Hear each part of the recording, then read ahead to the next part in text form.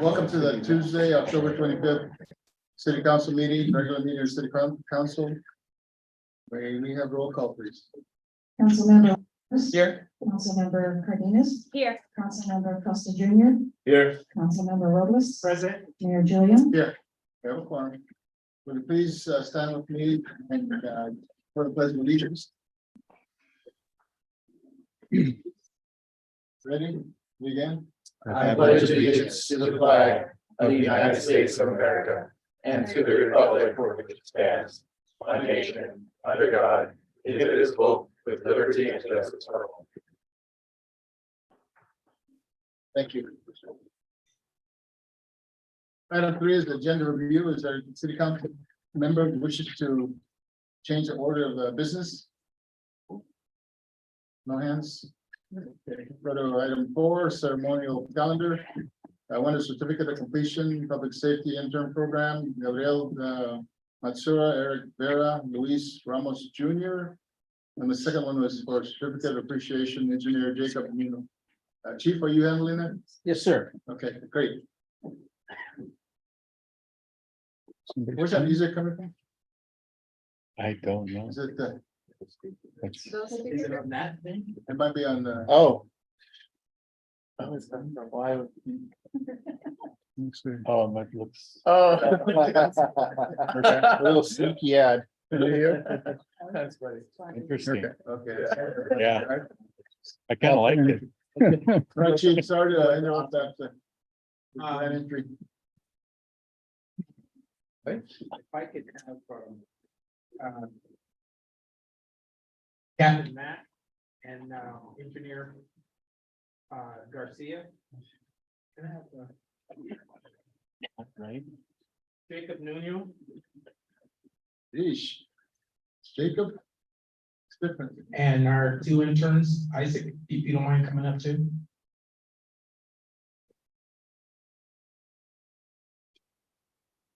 I think you have to turn that one off, Chief. Maybe.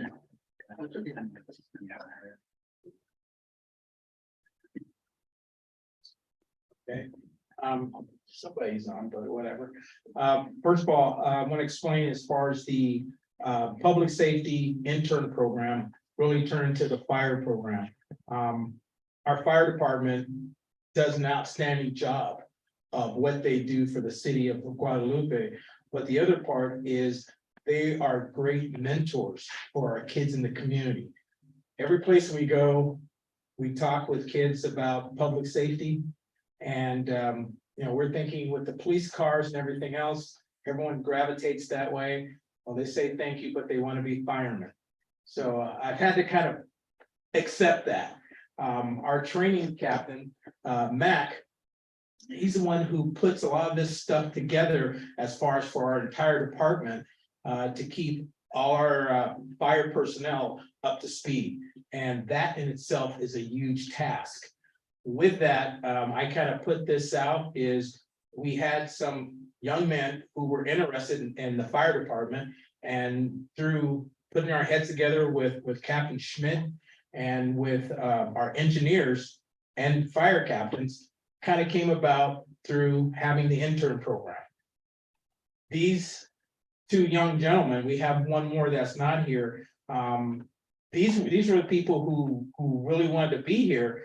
And we got to be honest, this thing kind of started out as like an explorer program. We really did not know where we were going to go. And it came about with the desire and expertise, not only of our fire department personnel that put something together, but of the young people that came to the program. And it's nice, these are Guadalupeans that wanted to do something like this. And then we had Jacob, who was their primary instructor of everything that they did. So this was about a 6-month program. And what they really completed with this staff put together really is what a first-year firefighter has to do other than going to the academy. So now with the training and expertise that the fire department has bestowed upon these young men, they are now capable of being a step up of the guys going to Hancock, going to the fire academy. So we expect them, when their time comes, to not only to go and graduate, but to excel. And we like for them to come back home. And that's what this whole program was really about. So with that, our first recipient of this program, a certificate of completion, we'd like to give to Luis Ramos. Good job.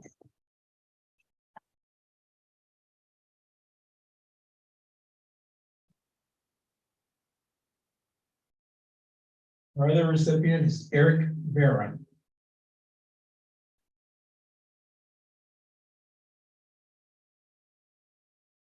And for a certificate of appreciation, our main instructor, engineer Jacob Nuno.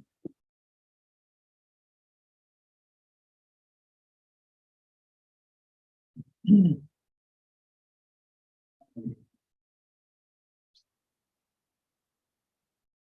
evening. I would just like to take this time to reflect on the time I've had here with the City of Guadalupe Fire Department as an intern. The fire service is hard. It can be hard to get into and the training can be hard. This internship has introduced us to some of the difficult training and topics in the fire service, which has led this internship to be nothing short of amazing. Through this internship and with the help and guidance of the Guadalupe Fire Department personnel, we have been able to learn and become competent in skills that are tested in the Fire Academy. Skills that cause candidates to fail out of the academy as a result of being unable to perform them. Being taught these skills by the Guadalupe Fire Department personnel has been great, as they themselves are professionals who have taken us interns under their wings in attempts to make us the best firefighters possible.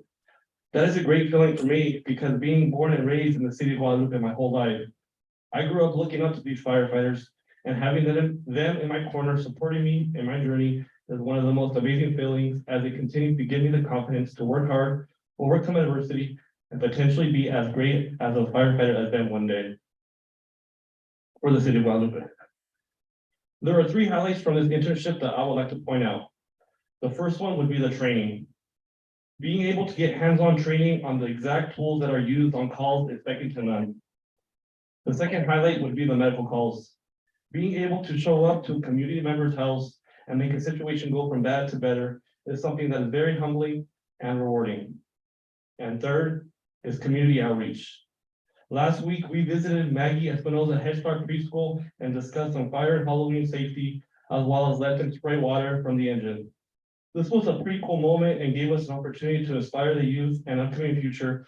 But what was even more remarkable was that was a full circle moment for me, as I was in their shoes 18 years ago when I attended the exact same preschool and the fire department came to visit us. Thank you to the Guadalupe City Council and Mayor for this internship opportunity. Thank you to Public Safety Director Chief Cash for selecting me for this amazing opportunity. And thank you to the Guadalupe Fire Department personnel, Captain Garcia, Captain Mack, Captain Schmitz, Engineer Nuno, Engineer Reyes, Engineer Garcia, and Firefighter Bonifacio and Ambrosio for always taking the time to teach me, mentor me, and help me towards my dream of becoming a firefighter. Thank you all again.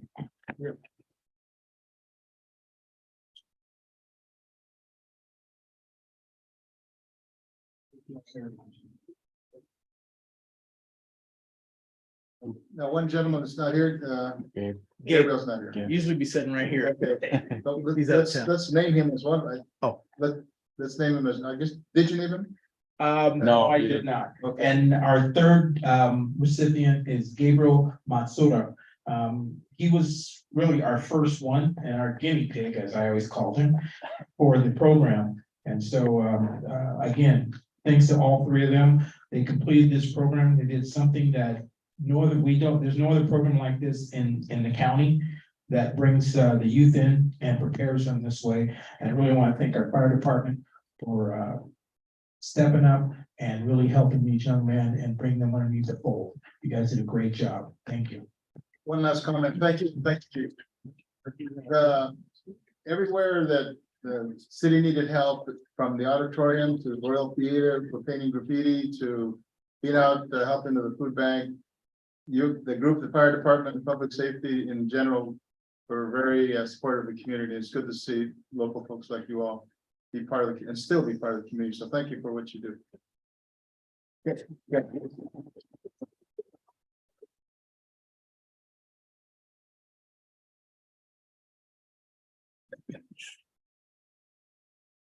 Okay, the next item is community participation forum. Was there anything received in via email or letters or anything in regards to other than what's? Other than what's in front of you. agendized? Okay. Yeah. Is there anybody out in the audience that wishes to speak on an item that's not agendized? You're on the agenda. I got you here. Nine, I got you. Okay, next item is item 6, consent calendar. The following items are presented for the city council approval without discussion as a single agenda item. In order to expedite the meeting, any council members wish to pull an item for discussion? Good, good. Is there a motion to approve the consent calendar? I will motion to approve the consent calendar. Is there a second? I'll second. Any discussion? All those in favor of the motion say aye. Aye. All ayes, thank you. Next item, item 7, is city administrator's report. Just want to add one thing, that's, if there's a report in there, if you want to ask any questions about it, but I also wanted to mention to you that, about 2 weeks ago on October 15th was the production of, or the start of the filming of Breaking Through. And I want to let you know that for each use of the rooms and the time spent with our staff, and I just sent the invoice for reimbursement for all of the costs there, so we're gonna hopefully receive that shortly. And royalties, huh? And royalties, yes. Thank you. Yeah. Are you good with your report? Yes, I am. Okay. Next item, item 8, Director of Public Safety, Chief Dash. Okay. Very Only 2 things. One, yesterday, we had 2 drunk driving incidents that occurred. One gentleman was driving on Main Street and hit the brick wall there at the cemetery and continued on. We tried to pursue, but it got a little crazy, and then he went into Santa Maria. But we located the vehicle with the help of Santa Maria Police Department, so we know who the gentleman is, as far as who at least owns the vehicle. And we had another person on Main Street, drunk driver that was speeding and driving across traffic lanes. That went all the way to Bonita. So we had the Santa Maria Police Sheriff's Department also, and CHP assisted. The person did not want to do what they were told. And next thing you know, they were driving their vehicle through the fields with the sheriff's pursuing, and the sheriffs took over and handled the situation appropriately. That's the one thing. And the other thing is, I just finished a 2-week training session for a facility dog. We deal with wellness and first responders. But what a facility dog does is it's also a therapy type dog to help with first responders with traumatic events. They can come back to their facility, and if they're not going to talk about certain things, the animal can assist them with calming down and be able to deal with whatever emotions. The animal can also go out to calls of trauma. Their children or any kind of family kind of members, the animal is trained to be able to assist and to divert attention away from certain kind of situations and to help make the situation a lot better. Her name is Debbie. She's up underneath the table. I'll bring her out. She's a lab. She's 2.5 years old. She's been in the program. She's been in training for 2 years. She's trained in 67 different things, and we took her to the city administrator's office, and she turned the lights on, which was kind of neat. Took her to finance. She turned the lights on in finance. That's one of the things that she does. She opens doors. So she'll be around, and I already have Hannah has already given us an assignment. I guess we're working tomorrow with the pumpkin carving with the kids. We were at the volleyball game here yesterday, and all the kids loved her. So we take her around town. It's been a great reception, and we'll be going to the schools and everything else. But she is here to be able to assist our city employees and first responders dealing with any kind of trauma and wellness type issues. Just real quick. And This is certainly. So, Little Debbie. it's little there, yeah. So. We'll be singing around. Where does she stay? That was the, we've been dealing with this Yeah, you can for, keep talking. almost a year and a half. Met the lady from Pets for Paws, or Paws for Pets, Yeah. at our food. And we've been talking about doing this program. I talked with fire and police. Everyone kind of wanted it, but no one wanted to take the responsibility of the dog. So she is mine for 24/7. So I get her ready before I even get ready to go to work.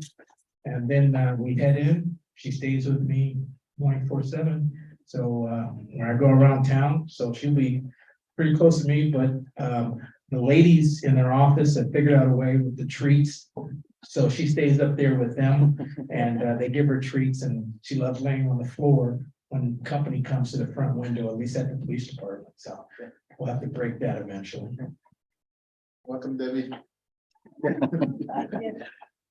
All right. Any questions of the chief? Yeah, Chief, how does your wife feel about, your wife Barbara feel about? Straight to it, aren't we? Yeah. She's better than I do. Let's put it that way. Dog got more of the bed than I do, and she wasn't supposed to be on the bed. Now she. So, yeah, my little space got smaller. Don't you have a dog? Thanks. Yeah, and a cat. How do they get on? My cat was pissed.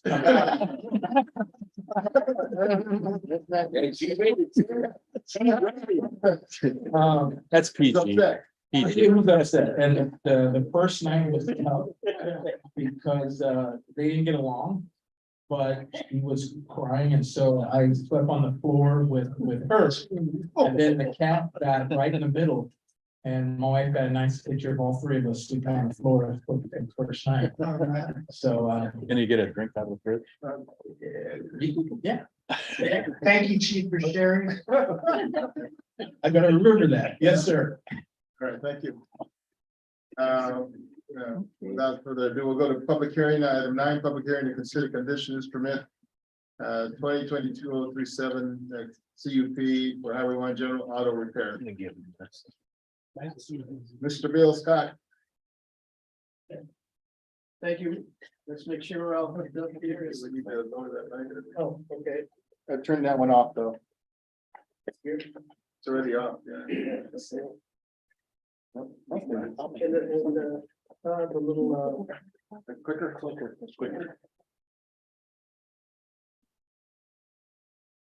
beautiful. We got everything. Here. Thank you, Todd. There we go. Again, thank you, Mayor, City Council. Good evening, staff, and good evening, members of the public.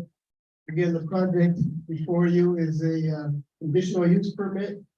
CUP 2022-037 CUP. The permit is to legalize an unpermitted auto repair shop located in the NC Industrial Commercial Zone. Municipal Code section is shown 1840-30C. Requires a conditional use permit for automobile repair services in the NC Industrial Zoning District. The applicant got a little ahead of themselves. They moved in to the existing garage at 333 Guadalupe Street without the benefit of a business license or a city permit. The applicant has stated the garage existing for a number of years is about 3,500 square feet in size. It has approximately 3 to 4 work bays. There's also an associated outdoor area that the cars are staged that are prepared or waiting to be serviced or have been serviced and they're waiting to be picked up. Aerial site and vicinity map shows the project site. It kind of extends across 2 properties, 333 Guadalupe Street on the south, 363 Guadalupe Street on the north. And you can see kind of on the left-hand side, the project site, kind of a dark brown is the garage, the 3,500 square foot garage. And then in the area north of that is the outdoor area where the cars are kept, again, waiting to be serviced. In the vicinity, obviously, residential neighborhoods on the west side, beyond the 20-foot wide alley. And across Guadalupe Street is the Amtrak train station. So that's kind of the vicinity. Again, MC, Industrial Commercial Zoning District, characterizes the area. That's the garage itself and the applicants at work. Again, an old building, and that's the way it looks. Same site from the outside. View from the alley. One issue we did have in the conditions, we didn't believe the razor wire was appropriate, so there is a condition number 6 to remove that. Otherwise, the site's come a long way. When we first visited the site, it needed some work, a little cleanup, and we really appreciate it's come a long way. It looks pretty good now, other than that. Zoning code conformance again, for auto repair, municipal code section is specified. States auto repair and associated storage, limited storage is permitted with the CUP. This CUP will legalize it and allow them to get a business license. 3 parking spaces are provided for vehicle drop off, and that's part of the business operation. We believe the 3 parking spaces is enough for the time being. The code requires a little bit more, but again, we think the 3 spaces are appropriate in this case. Fencing, we looked at the municipal code when it comes to fencing. It's pretty stringent. It's very stringent. But the way we looked at it, the existing fence, we considered the chain link fence was in fair and decent condition. We think that chain link fence is fine in this particular case. But again, we thought the razor wire should be removed. So in conclusion, the CUP will legalize the auto repair business, allow them to get a city business license and proceed ahead. The project, we believe, supports general plan objectives to support and encourage small businesses that provide services to the immediate community. And the CUP does include conditions to improve the appearance of the property, as we indicated. It's come a long way and it looks pretty good now, and we want it to continue that way. The project is exempt from environmental, from CEQA. It's an infill site, already developed area, small project, less than 5 acres. It is recommended that the city council adopt resolution 202292 to approve conditional use permit 2022-037 CUP to legally establish Highway 1 general auto repair and 333 and 363 Guadalupe Street. This concludes staff's presentation. We're available for questions. And I know the landlord is here, and I think one of the business operators is here as well. So again, we conclude and we do recommend approval. Thank you. Okay, this is a public hearing, so I'm going to, is there a question here first? Okay, I'm gonna open up at 624. This is open it to public, it's public hearing. I have I think Mr.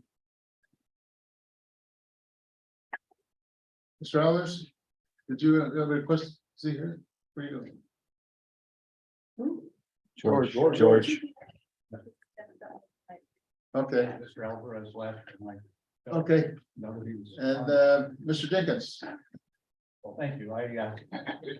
Mr. Carrillo's here and I know he Yeah. will want to say a word Yeah, I or want to two. and we'll get up to the. And he is actually the applicant. And I believe Mr. Carrillo. Can you use a mic, please? Sure. I think Mr. Carrillo supports the issuance of the conditional use permit, but would like to be relieved of the removal of the razor wire from the fence. And we also have some points on that, but let's see, Mr. Carrillo. You're just so let them know. For the words, put it up. Now, my question is, I don't know, because a long time ago, too many years that the fence is low. I don't know why in this point is, they wanted to put it high. That's only my question. That's it. Thank you. All right. So what do you, I have a few points on behalf of our company. And I'll start with it. But the Captain Schmidt was kind enough to put up a little item for me here on a PowerPoint. I'm going to actually start at the end of my presentation if I can talk to you about the razor wire and the views. I know there's a desire to make views appealing, and that's the motive behind the recommendation by planning. And I want to thank Mr. Scott for working with us on a number of the other conditions that I think we were able to resolve. We'd like to ask you not to require and to strike the condition for removal of razor wire. In this instance, the wish bumps up against an equally important principle, which is preventing theft and vandalism. As you could see in my letter that I sent you yesterday, you can't see this from 2nd Street or 5th Street because there's bends in the alley. And then if you, in weighing the values of security, ordinarily those would prevail, but in this case, it's especially true because the razor wire is not really practically viewed from the homes. The exposure is minimal. The point at which you would look out those windows, you'd have to be on a step stool looking out the top of the window to see the razor wire. I'm 6 feet tall, not real tall, but these pictures were from my phone. As you can see, there's a solid fence there. There are outbuildings and garages. This particular item has only been there about 3 weeks, and I believe it was from somebody trying to scale the razor wire and using that in order to insulate themselves. Obviously failed. If we could have the next slide. Oh, is this it? Oh, thank you. Again, this is another view. Again, there's a very limited view from the backyards or the windows of the houses all along this alley. If we could go to the next slide. Again, you see what the potential view is, and it's very limited. And if we can go to the next slide. Maybe somebody could see if they were up high in that one window. But you can't really, it doesn't affect the residents' views. If we go to the next slide, please. Here's another view. Again, tall walls, another view. Same thing, another view. And I think this might be the final one. Next. Yeah, so you can see that there's outbuildings that prevent people from even seeing the alley. And of course, that makes it more dangerous, particularly at night, for the businesses that lease our property. Beltran Foods has the rest of the yard behind 363, and of course they have a lot of trucks.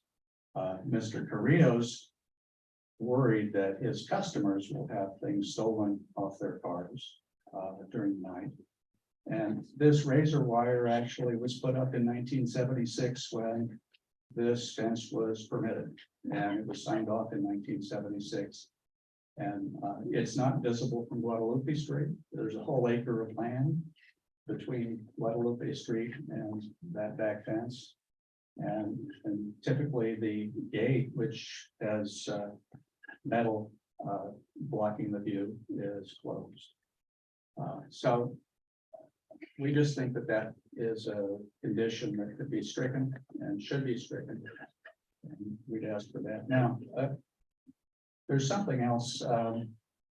Since 2020, Andres Realty Company has invested heavily in restoring useful and cosmetic features of our historic Golden State Creamery and aluminite manufacturing buildings at both 333 and 363 Guadalupe Street.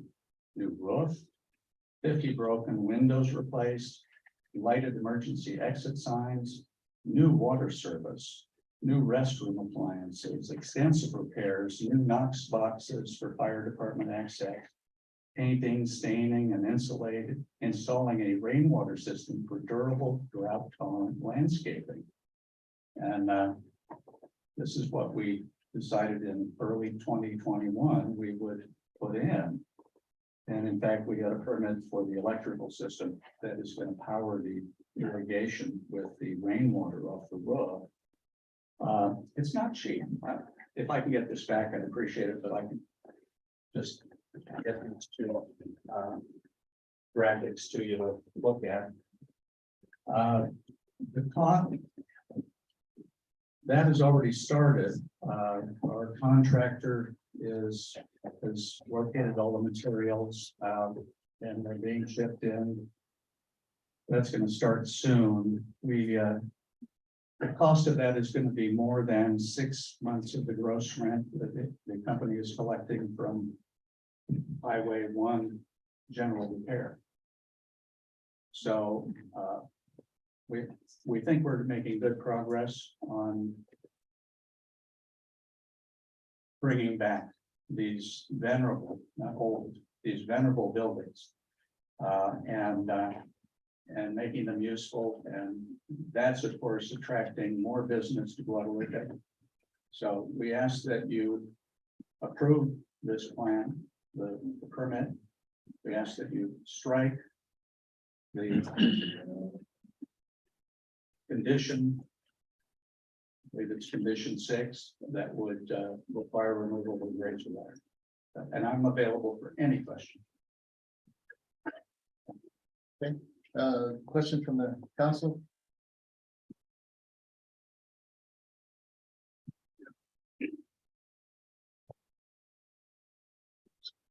All right.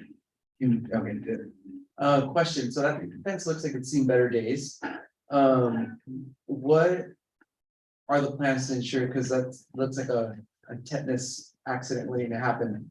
What are the safety precautions that you're all gonna be able to do? Like, let's say we struck that down, how are we gonna make sure that now that there's gonna be increased activity in that area, because in the past, it you know, there wasn't as much activity there prior to the repair shop. Well, the area right along the fence is an area for parking vehicles in order to, so that they can then be taken into the shop for working. So there's actually not a lot of activity right along the fence. Okay, right along the fence. By people, you know, trying to go between the cars because they pull up fairly close to the fence. Obviously, nobody should be trying to climb the fence to get in from the outside. And again, this is a blind alley. At night, it's very dark.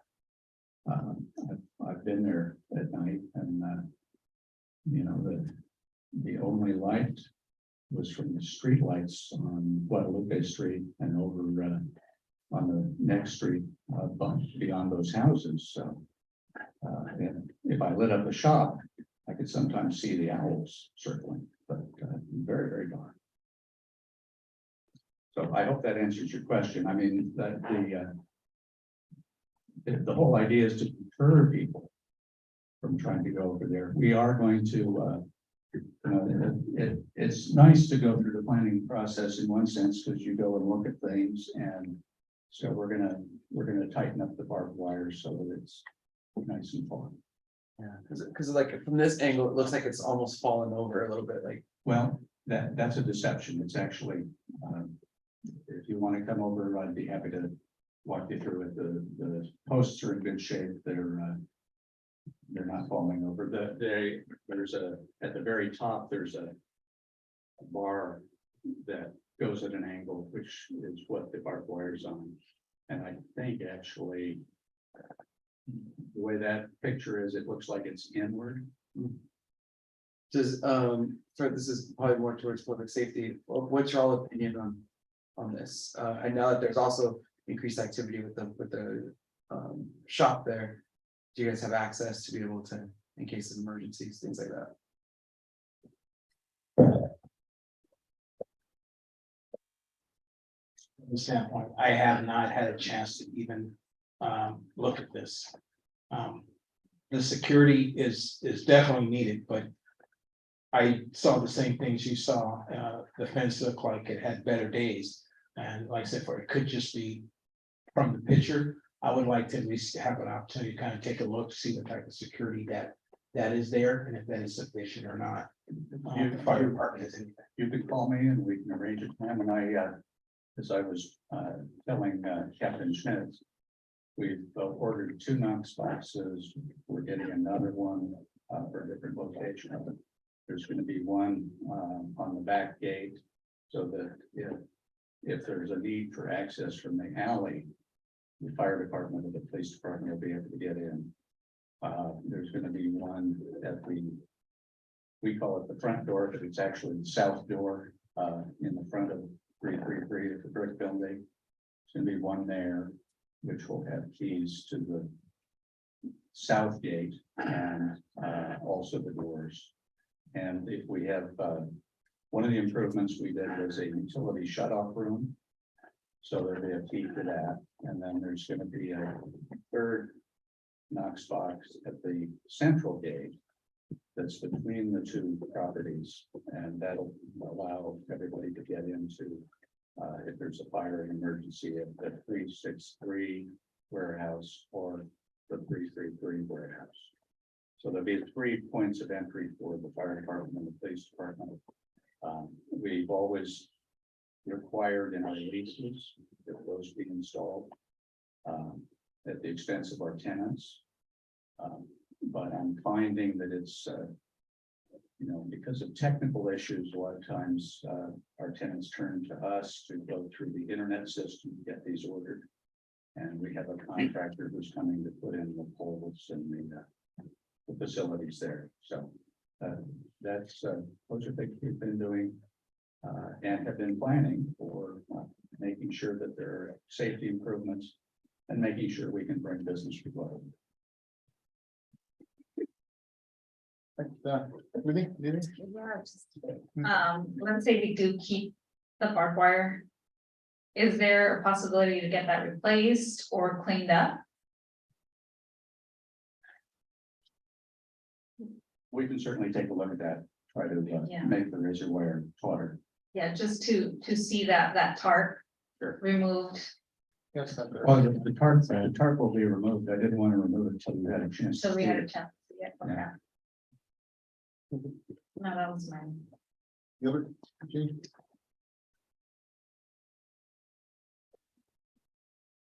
It looks like in your permit, the fence was 1976. Yes, sir. So that would be about 46 years old. Have you ever thought about putting something with the vinyl slats? And maybe redoing that, bringing it kind of a new roll and it would look a lot nicer. And then you would have that privacy part as people not knowing what to go back there and look at vehicles. And here this way, somebody walking through can actually see the year and make of the car. And with having that and maybe some solar lighting or something. But the vinyl slats give you a privacy. The problem with the privacy is that this is a blind alley. So the fact that anyone in our property can see into the alley actually improves safety. Because you can see what folks are doing.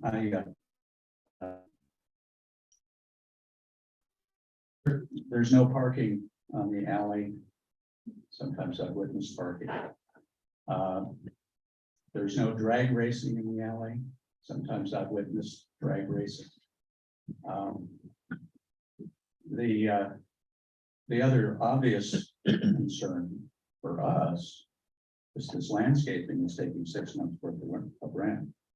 The labor involved and the materials involved in putting slats through all of those at this stage, after its permit was approved in 1976, this is a permitted fence. That would be excessive. And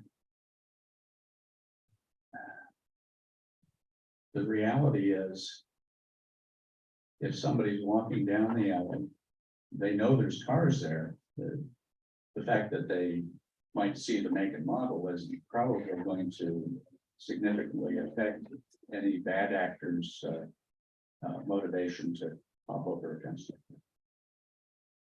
Also, what stretch of, feet wise are you talking from the building to the end of the perimeter? What are we looking at? If memory serves, it's about 250 feet. So it's a long fence, and actually that is also, I believe, one of the reasons that in 1976, when the fence was put in, the razor wire was added because this was such a remote part of the property. There was no building on it at that time. That building was constructed later in the 80s. And it's always been used as a yard for parking equipment, marshaling of materials. You may remember that this was a family business that was started in 1954 at that location to manufacture aluminum screen doors.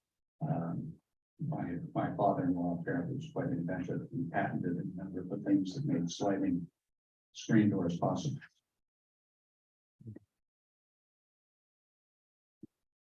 So I hope that answers your question, Councilman. Mayor, council, if I may, just very, very quickly, just a very brief. And I totally appreciate Mr. Jenkins, work well with him. He's given me a tour of the place. And admire the place and admire the business, but just a couple of things. Again, the fence was approved in 76, not the barbed wire or razor wire, number one. And the razor wire is not only, we believe, unnecessary, it's not in good condition. Again, we have the municipal code pertaining to fences. It's very stringent. We evaluated the fence when we did the review, and we said, kind of give the applicant a break, we wouldn't go too heavy on the fence, we'd allow it. But when you read the code, the fence and everything on it should be evaluated at this permit stage. That's part of the permit review. The code says you can require a wall or screening. If you drive down the alley, most of the properties are screened with slats.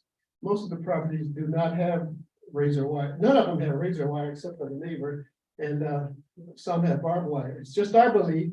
It seems like the barbed wire should be sufficient. The permit allows the barbed wire to remain. Again, we're obviously, whatever the council decides is fine with us, but we just want to be clear that we believe there's a balance, and we make findings that the project's not detrimental to the neighborhood. We support the business, but we support the neighborhood. Some of the homes open up to the alley. Some of them have a driveway to the alley. During my visits, I didn't want to bring photos, but I have several of neighbors who have gates and they walk in the alley, walk their pets in the alley. But again, I thought since the focus was the auto repair, I wouldn't get into the fence, but we do believe for several reasons, including the stringent standards of the municipal code when it comes to fences. The barbed wire should be removed. And technically, we probably should have evaluated the fence itself, but we tried to be reasonable. So that's just our thought. So you're saying that because your property is the back of the alley, you can't see it from nowhere. There's also down on Second Street, on the corner, there's a repair place that does commercial repairs. They got slats on their fences. You have the Guadalupe Harbor next door to you, who you're saying with the stuff they can see in that alley, they're not gonna get broken into, but this particular place, if we ask you to remove the razor wire, you're gonna get broken into. Well, as a matter of fact, I spoke with the Guadalupe Hardware. They want to maintain the razor wire, not only on their property, but on ours, because if someone gets into ours, then they can get over to Guadalupe Hardware as well. I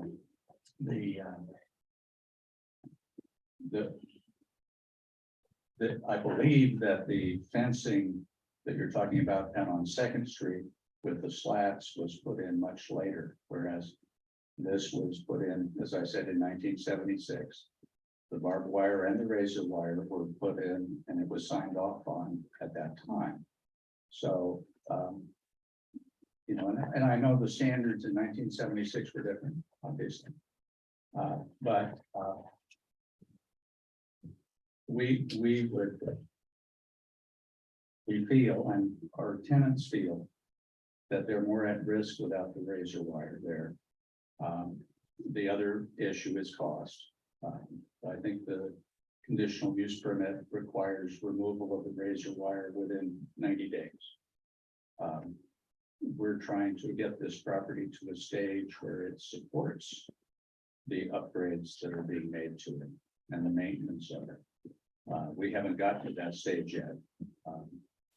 And so, you know, if there was a requirement to do something like remove the razor wire, we'd like to have a much longer period so that we can meter out the cost of that.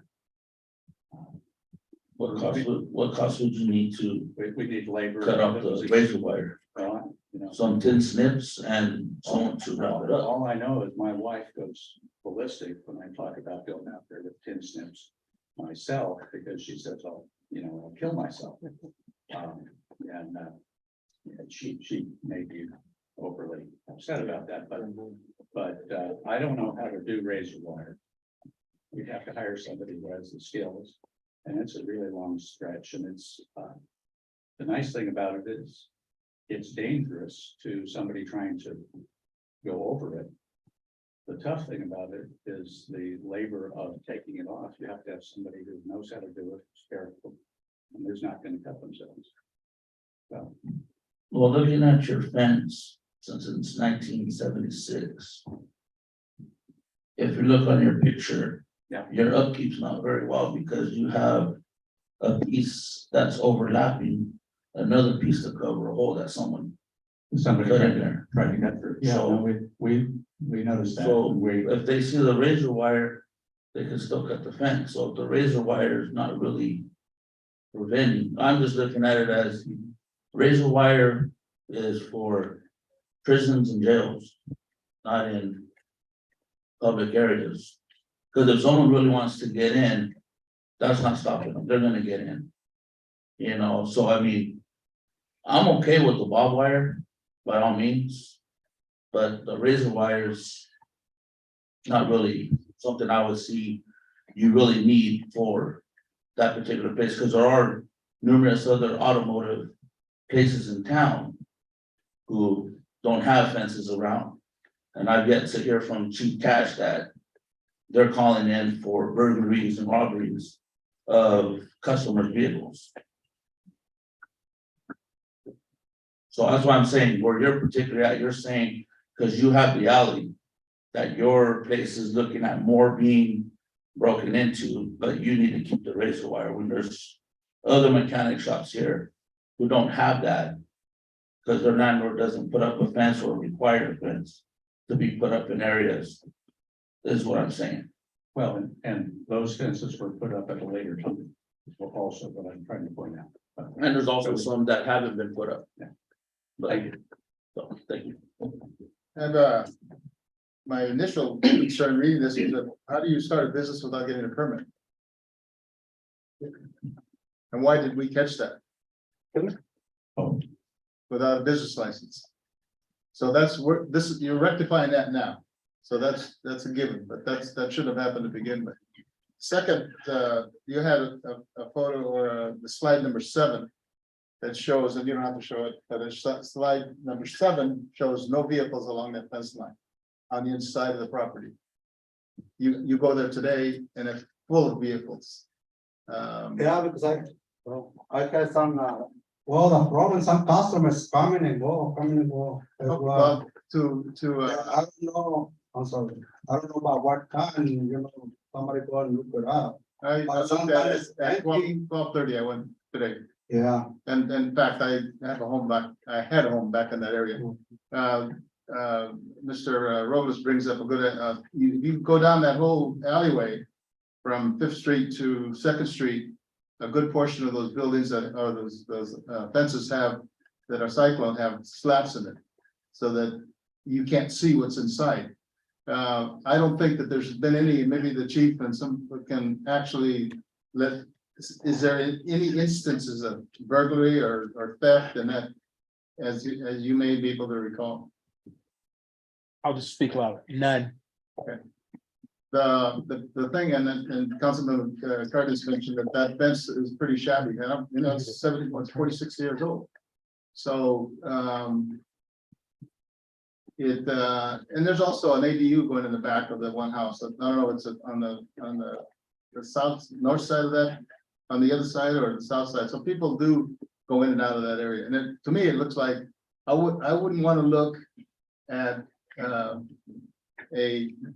a vehicle storage area that's, their cars are jacked up. There's oil cans on this side, and there is oil cans on the inside of the property that you could, that's visible to the, to the public. And, we need to clean our town up. I don't like that razor wire. It belongs in the prison. If you have the barbed wire there, that's fine. I would actually prefer, would like to see slats there. If you go along that whole perimeter from 2nd to 5th Street, you see slats in them that they look, it looks better than having to look at a vehicle that's being repaired. That's my opinion. Again, people use that area, and for me to say it's okay for you to look at that.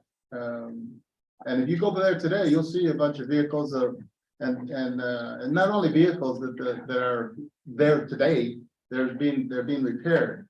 Now the slide 7 shows the empty, but it's not empty.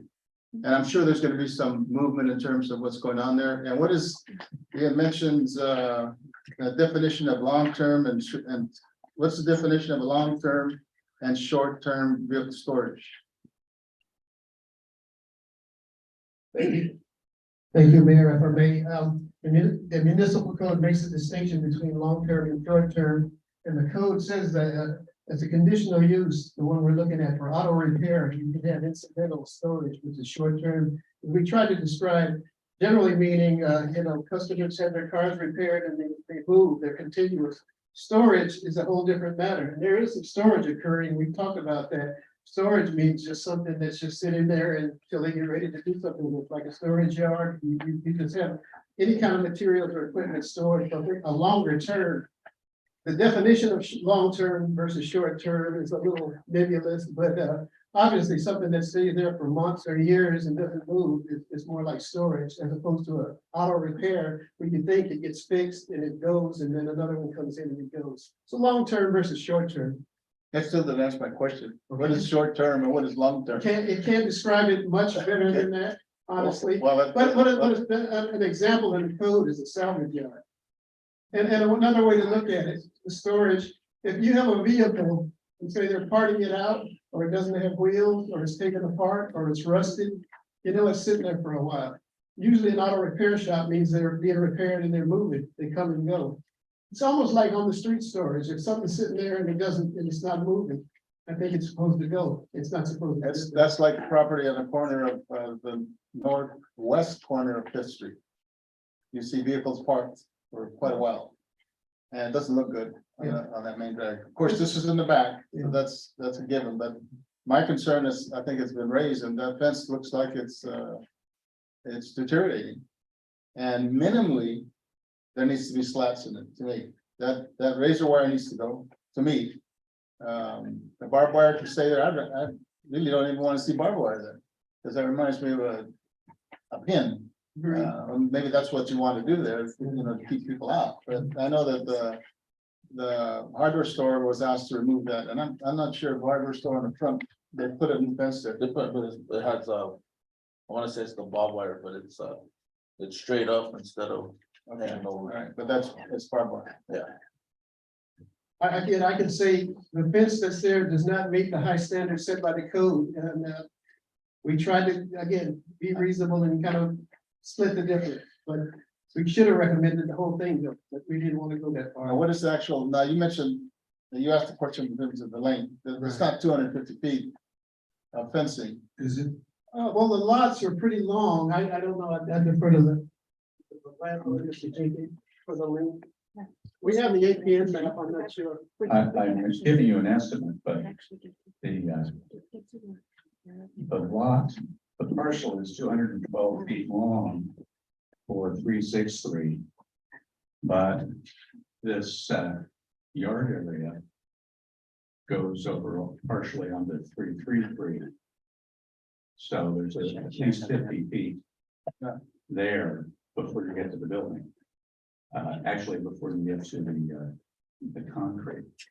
And so I'm probably underestimating the length of that fence with that wire. So each of the lots is approximately 212 feet in length, width. When your location is free. I don't know, evidence of the other. The other thing to understand is that the Highway 1 general repair only has a portion of the ground coming out along the fence. There are other activities by our other main tenant for 363, who has a lot of trucks and vehicles that they use. And they have the bulk of the yard back there. So essentially, if I don't know, if well, let's see if I can use this here. Does this work? Going up this way, you can just see that pole with the red line on it. That's the end of the area that is being used for parking. Yeah, everything this side of that area is being used for parking. Highway 1 general repair. And these areas over here all are leased out to our other tenant. And we look at that as part of that. So anything beyond that pole with the red marking, that's basically where the alley starts to turn back towards. Okay. So I just wanted to explain that to you. Okay. This is being distributed right now, this is the first I've seen of it. This is not here. Copies of it, we just happen to have an email. The email just is a discussion we had back in Way May. back in March, yeah. March, I'm sorry, where staff worked real hard, and I didn't want to go into that, but we realized. Can you, Oh, I'm sorry. Okay. Just an observation, that staff, when this came in, we realized it was not a permitted use. We talked about it. We talked about how we try to approach businesses. We talked about kinder and gentler. Since March, they were allowed to stay in business. There was discussion, should they be shut down? Because there are potential safety hazards. It's an old building, wood building. We took a risk, could have been a fire hazard, but they were allowed to stay open since May while we worked on to get this project to hearing. So they've got kind of a free ride for 6 months. The point is, we really struggle with this to do the right thing again for the neighborhood and for the business. Furthermore, we worked hard. We actually prepared the plan for the applicant, try to help them out a little bit. I have had discussions with most every city department to get this project to hearing. And we talked again about kinder, gentler. I got scolded by the building official. Technically, the building official wanted a plan drawn by an architect. We worked out with the building official in the fire department a way to make sure it was safe without having them to have to hire an architect. So the point is with that memo that we really worked hard, and we always, again, our goal is to help business where we can. We really do support and appreciate the small business, but it takes some work to get us here. Secondly, so that's what the memo kind of indicates. But the other part is the municipal code pertaining to fences. So that's all. Oh, it's still public hearing. Okay. As a still public hearing, sorry. I was gonna. Yeah. Okay, at basically 7 o'clock, we're closing to close, unless there's somebody else who wants to say anything out there on the public hearing. If not, we'll close at 7 o'clock. Public hearing is closed, so I'll bring it back to the council. Yeah, I have a comment. I've known Arturo Antonio, I mean, for quite some time. I mean, he's ran a reputable shop in the Mesa for years. He's got a devout following as far as I know, a lot of people know him as a go-to guy. So he's done a lot of good work. So I mean, I know he does good work, so. I just like to point that out. So, my thought is, and I heard the chief early on in our conversation say that he would like the opportunity to kind of see the fence and the conditioning of it. I think that that's a fair thing to be asking. I mean, we've waited 6 months already for this to get approved, to be legalized. I think it would behoove us to defer it to a later date and then have the assessment from public safety as well. And you know, the work that Mr. Scott has put into it and the planning, I think also needs to be taken into account for that too. So that's my opinion. Anything? I do have a question, actually, I should have asked earlier. How do people access the business? Through what? Guadalupe Street? Yeah. They come in through Guadalupe Street, and Yes, Mayor and Council, there's a gate, the main gate is up of Guadalupe Street. okay, Yes. so it's through that 6333 entrance? Yeah, it's 363, technically it's on the, again, this project splits, but it's technically on the 363 side. Yeah, yeah. Okay, So the main entry is gonna be the bigger gate going through. The big gate, it's a Yeah. big white gate. Right, yeah. Is there a rear exit fencing? No? There is. There's a rear gate. Yes. Okay. It's I locked, didn't- I don't recognize it. but that's why we're putting that's why we're putting a Knox box on a pole that will be at that gate so that the fire department, and the police department can get in from the alley. It's if you're thinking about the 333 building, Mhm. the actual front door to the mechanics shop is towards the back corner. And the gate is right there from the alley, right near there. So that's again why we're putting in the safety. The other thing is that this building has been in existence for decades, and it's been approved. It's had planning department examination of, for instance, the utilities shut-off room that was put in the back corner just last year. So it's structurally safe. It's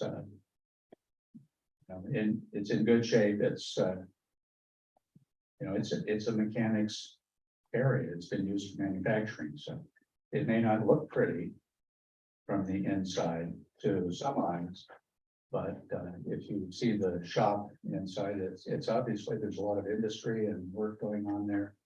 And I believe there's a request from the fire department to add one more fire extinguisher at the opposite end. And I know the tenant's gonna do that, and I think he's already purchased that. Thank you. Thank you. As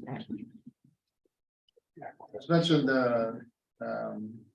we have that note in one of the municipal code 1852.122 walls and fences required, and C is commercial industrial project perimeter fence and or wall may be required for all industrial and commercial projects to mitigate adverse visual, aesthetic, and noise impact. Requirements for the size and location and materials of the fence and or wall shall be determined during the site plan review process. And I think you're trying to work with looking at our code, and working with the owners and the business to trying to accommodate both.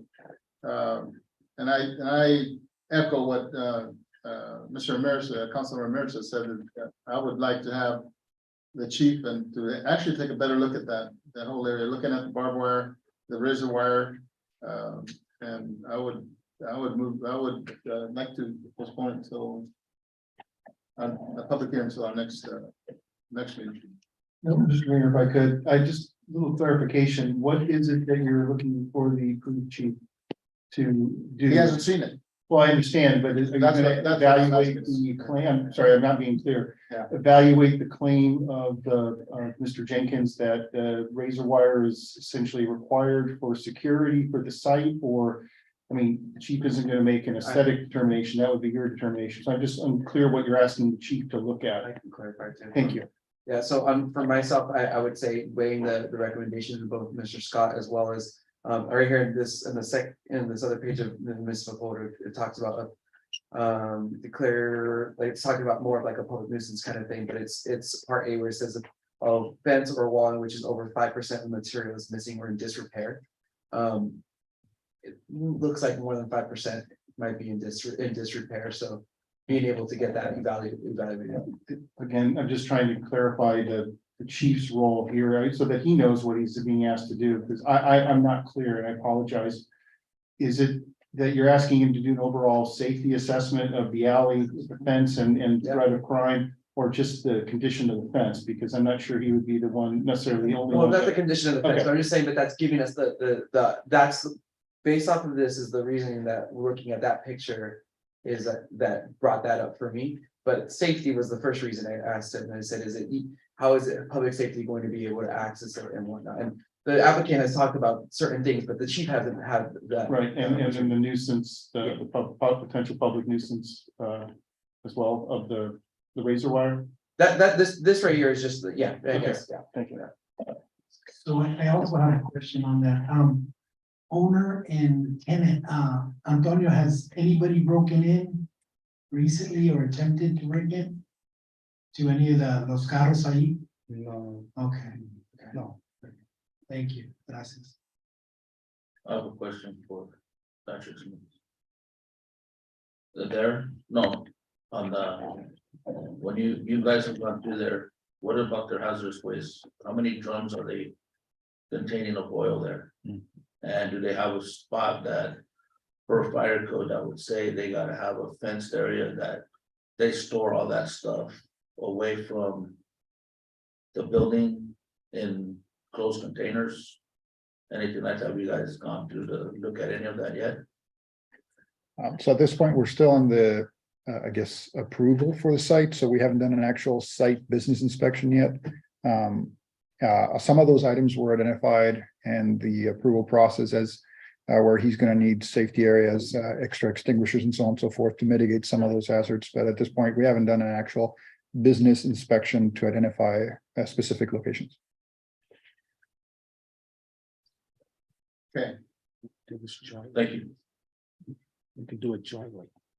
Yeah, it's just because, they're asking for us to approve the business, which I'm not saying, he's doing what he's doing, he just going backwards on getting the process going, but there's things that need to be done in base and making sure those are being taken care of and all, something that would be really justifiable for us to say, okay, we're good to, in my eyes, to say, go ahead and go forward with the CPU in that direction. So that's why. Thank you. okay. What's the wish of the council? You want to go ahead and wait for further information coming in? Yeah, push it to the next council. Yeah, you good with that? Just postpone it till, we'll reschedule until the next, council meeting, November 8th. 8th, yeah. We should do a motion, I'm sorry. Okay. We'll need a motion for that. So I'll motion to table, what is it? To move, or to, what is it? What's the Item technical 9, term? Continue. To continue the public hearing for the conditional use permit, 2022-037 CUP. I'll second. Any discussion? All those in favor of the motion say aye. Aye. All ayes. And just you didn't say it in your motion, but you mean the next meeting, just that was Yeah, implied, yeah. correct, just for the record. Thanks, all. Now we'll go to Scott, once again. public hearing to consider conditional use permit, Central Coast Processing. Thank you. Scott, thank you, sir.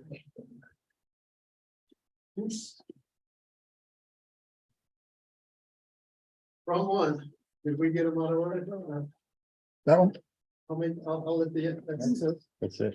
no, that one is Scott. Oh, that's This is the first one, The blue one. the blue. Yeah. Too many. Too many. They're all with the same name. Okay, that one. And again, thank you again, Mayor and council, staff, Sorry. and these presentations will overlap slightly, but again, planning is looking at it literally from the regulatory standpoint. The applicant will give a presentation very briefly from the operational standpoint. Mr. Scott Bruce, our expert planning, or planning and cannabis consultant, to give a brief presentation from the cannabis standpoint. We should announce that he's on there, so, yeah. I think I see his picture, he's looking good up there. Hear us? He's muted. Yeah, he's Okay, great. So again, this is the conditional use permit for central post processing. Project is a conditional use permit again. Involves reuse of an existing building for cannabis distribution, cultivation, processing, and manufacturing. The property is located in the GI General Industrial Zone at 151 Obispo Street. Aerial site and vicinity photo. Again, we always look at the site and its vicinity. Again, the neighbors to the west, Taylor Farms, the industrial produce selling processing facility and distribution facility. So industrial in the GI zone to the west, and residential neighborhoods immediately to the east in the R1 zone. Everybody's pretty familiar with the site, pretty prominent site, 151 Obispo Street. Again, the operations are distribution, cultivation, and processing. The applicants will give you a little bit more detail. The experts will give you more detailed description, but distribution means moving cannabis and cannabis products between cultivation and manufacturing locations. Storage of cannabis, moving cannabis to retail location. Cultivation processing means generally drying, trimming, and bulk bagging.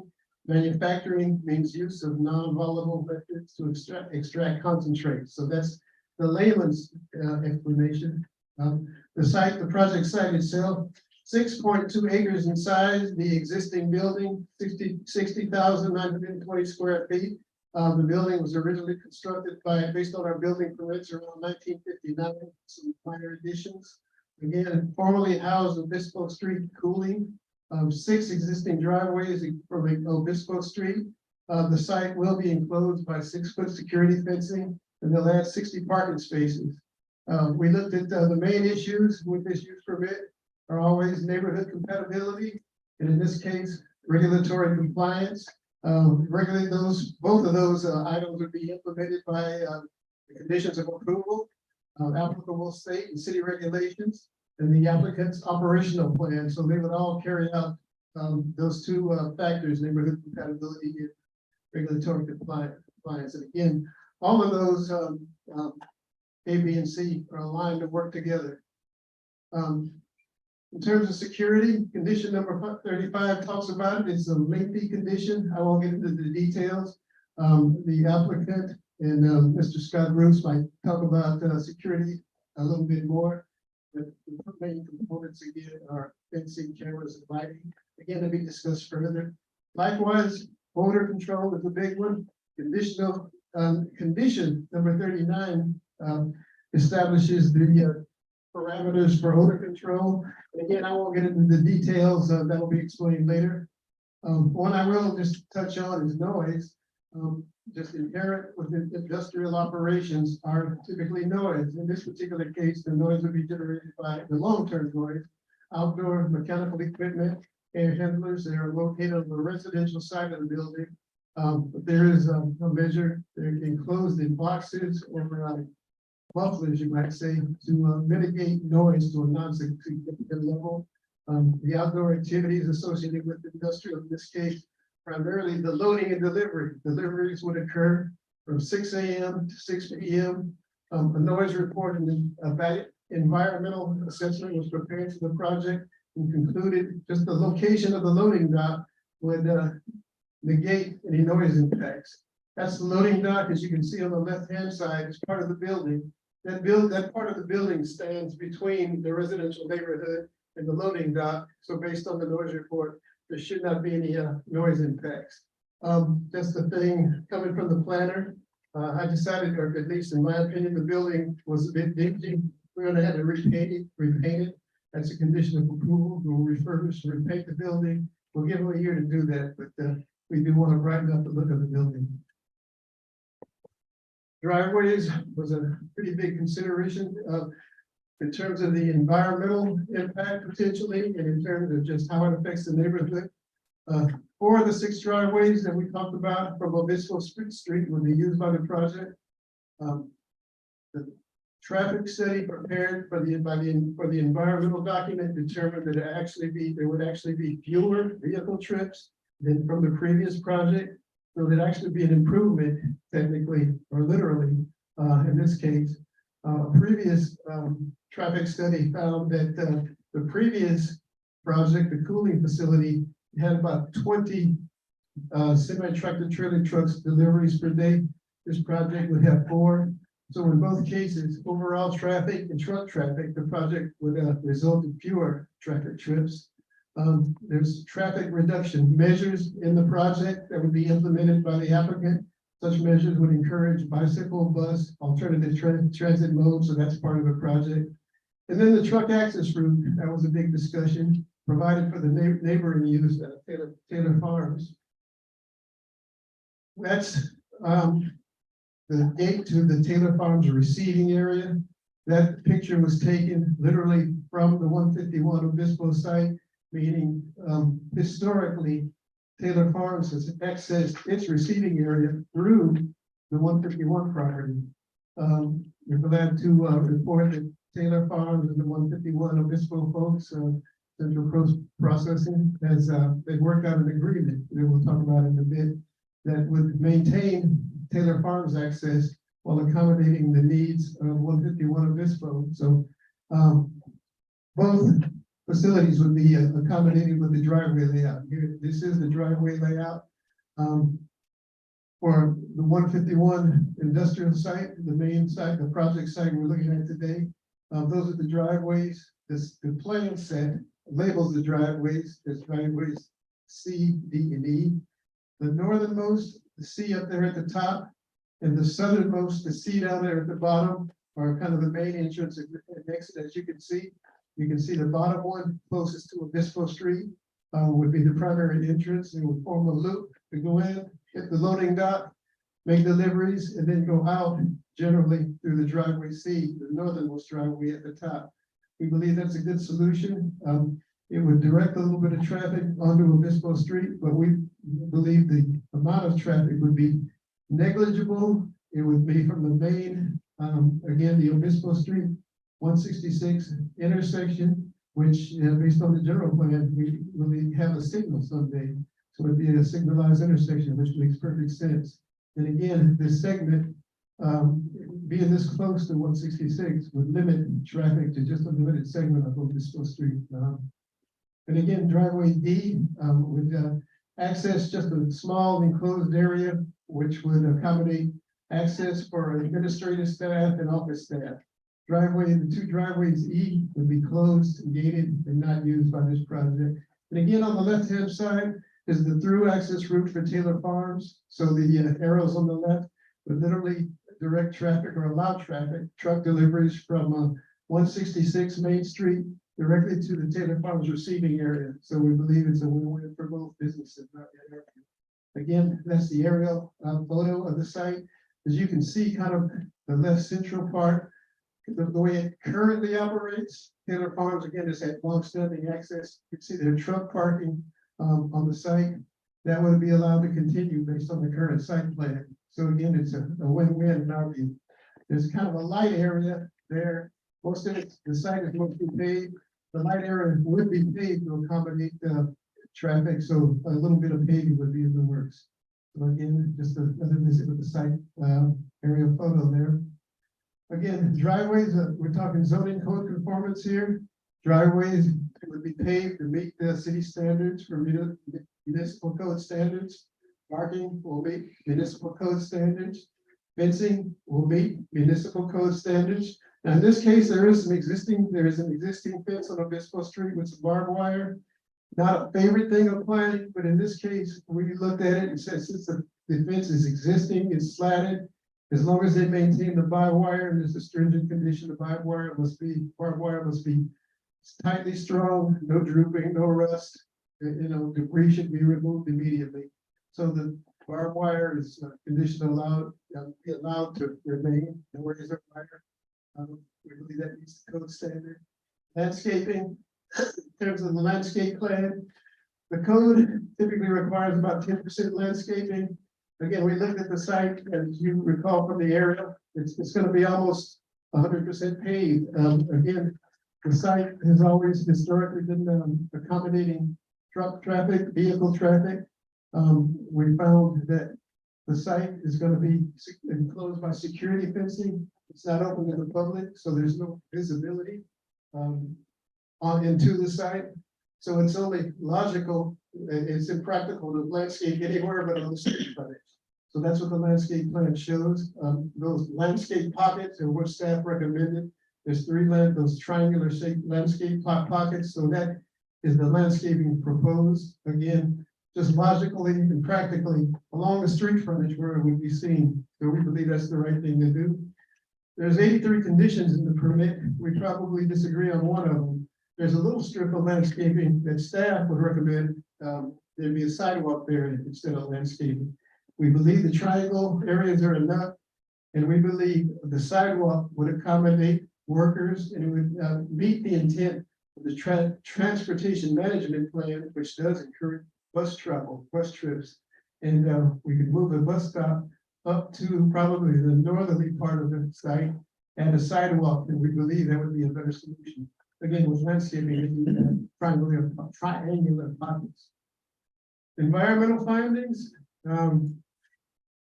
existing building, interior remodel, small canopy enclosure, new doors, exterior refurbish and repaint, no expansion, no increase in traffic, no adverse impacts as we discussed, no noise or odor impacts. We found it exempt from CEQA. Regulatory compliance, the project meets municipal code, chapter 922, the cannabis ordinance. The project conforms with the applicable provisions of Title 18, the zoning ordinance. The operations will comply with state licensing requirements. And furthermore, the operations and management plan will be implemented by the owners. And again, all of those will work in alignment consistently together. So they're aligned to work together. So in summary, the project supports general plan objectives to reuse an existing and underused infill property where city services are already in place, a vacant building that's not being used. This project will employ up to 40 workers per shift, possibly more in peak shifts, and provide other economic spin-off benefits in support of general plan economic objectives. The project includes design measures to ensure compatibility with the neighboring properties and is designed and conditioned in the CUP. The project is expected to be a good neighbor and an asset to the city. In terms of CEQA compliance again, it is noted that the project involves reuse of an existing facility with no intensification. So a class 1 exemption was prepared, which is exhibit 1.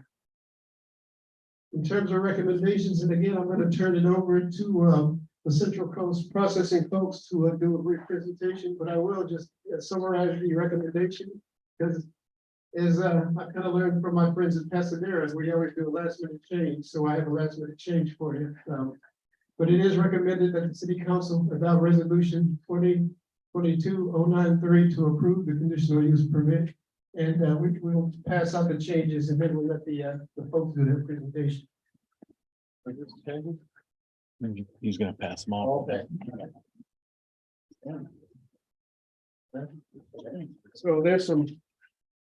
Thanks. Oh, sure. There's a couple more. Short term and long term. Got some for us, Scott? I mean, There's a couple more. There's probably actually. Yeah, sorry about There's that. 3 more extras. I hope there's another. Did you get it? It was a scramble with this one.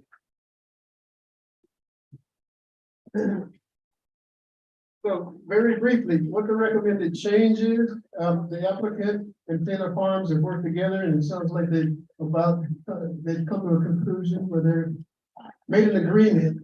So we had condition number 42 that requires a lot line adjustment. The lot line adjustment would allow for two corporations to kind of swap properties. To lock in that driveway circulation route that we talked about, that would give Taylor Farms access and parking on the west side of the property. And again, 151 Obispo would operate on the east side.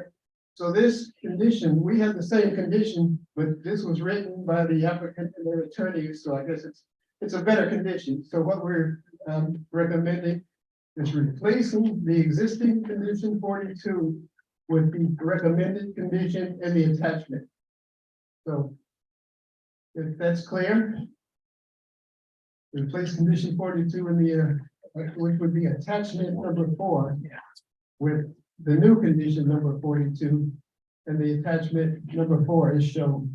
And again, I'm going to turn it over to the Central Coast Processing folks to give a brief presentation while the council kind of digests that. Jillian? Everyone, thank you for having us. This is our team. I'm Jillian. I'm helping with the project management and I've been working with the city planner. Scott has got through the past year almost, along with our team, it's Melanie, Sean Heck, and Travis McCare here. Also, Kathleen Wolf is supporting the CUP preparation.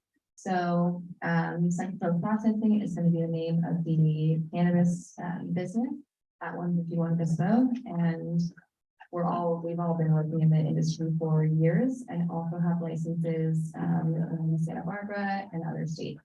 So we have a lot of experience working in the cannabis industry and have put together a streamlined plan to make sure that we are a benefit to the community and that we are also running a business, efficiently and bringing benefits to the workers and the industry itself and making sure that we're compliant. So next slide, please. That's all you. All right, so again, these are the owners and brief bios there that you guys can read. The mission statement is to support farmers to ensure crop success. The main supply chain gap in the cannabis supply chain is processing. There's a lot of farms out there, not a lot of processing. It's very expensive and it hinders the ability of farmers to ensure success for the next year and revenue flow. So we're going to support that. Our business plan includes 3 different license types, one for distribution, one for cultivation, which is processing only, so there won't be any cannabis plants grown on the property, and then manufacturing type 6 non-solvent extraction, so that's non-volatile. Transportation of crop materials from local farms, so we'll work with local transportation companies that are licensed and secured and compliant to deliver crop materials to our facility. We will then dry cure them. Processing means bucking, trimming, putting it into the final format in bulk packaging. That will go then off-site to additional distribution centers and eventually into retail.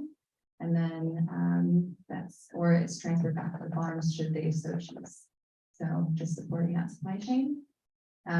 This is a milestone map here. So January 2022, we have the county application. March 2022, we submitted the CUP and now we're back again for approval. As soon as the approval is given, we'll launch construction and with a tentative date to complete construction in February of 2023. Lord knows it takes forever for construction, so that's tentative. And thereafter, it will be the launch of operations and phase 2 manufacturing will follow after year 1. And in February 2024, we'll be launching those. So throughout this process, we'll also be looking for city opportunities for local hiring and just figuring out what's the best way to benefit the community in terms of our community benefits. Any questions? For the neighborhood compatibility plan, we've gone through the traffic plan, transport vehicles, the reduction of vehicles from the previous facility, and employee parking as well. Another one is the odor mitigation, so I'll let Travis speak about that with our state-of-the-art system and odor filtration measures to make sure that we don't have a negative impact on the neighboring street. And then our safety plan includes 24-hour security personnel, building safety practices that all the employees will be trained on, fire protection plan, health and safety codes, and employee trainings. In addition to the security plan mentioned previously, we'll also have fencing. This is state required, as well as outdoor lighting, interior cameras that focus on all of the cannabis operating areas for track and trace and divergent policies. And then we'll also have a guard shack where the trucks are coming in. So we just make sure anyone incoming and outgoing will be compliant. Odor mitigation, Travis, do you want to have a speak about the system? Everyone. Well, the most important part is, in my eyes, is going to be the odor mitigation. The best effective way to mitigate the odor is, first of all, going to be physical barriers that the facility is going to be kept airtight. Other than that, as you can see, the 7 boxes out there are industrial size carbon filtration. And that is checked out with odor hygienist to make sure that it can it meets the volume of the air and can be recycled to their standards. We're also going to be testing our the carbon or the absorbent with the odor hygienist to make sure that it stays effective at all times.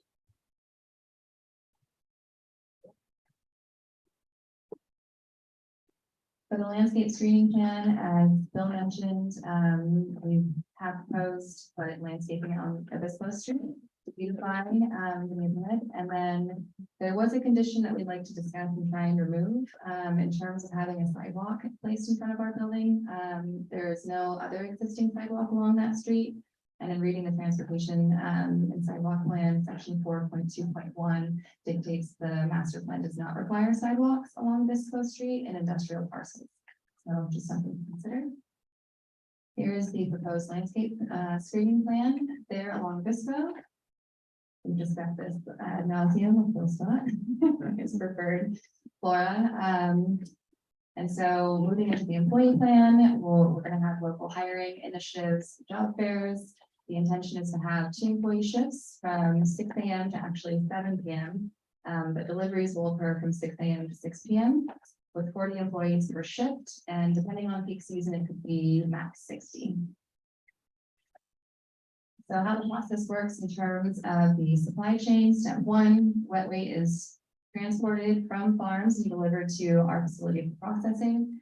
The product is then serviced per client request, and then finished product goes back to the farm itself or different distributors. Each step of the way is going to be monitored by a track and trace metric, the California system. It's basically an inventory system, kind of like the USDA works.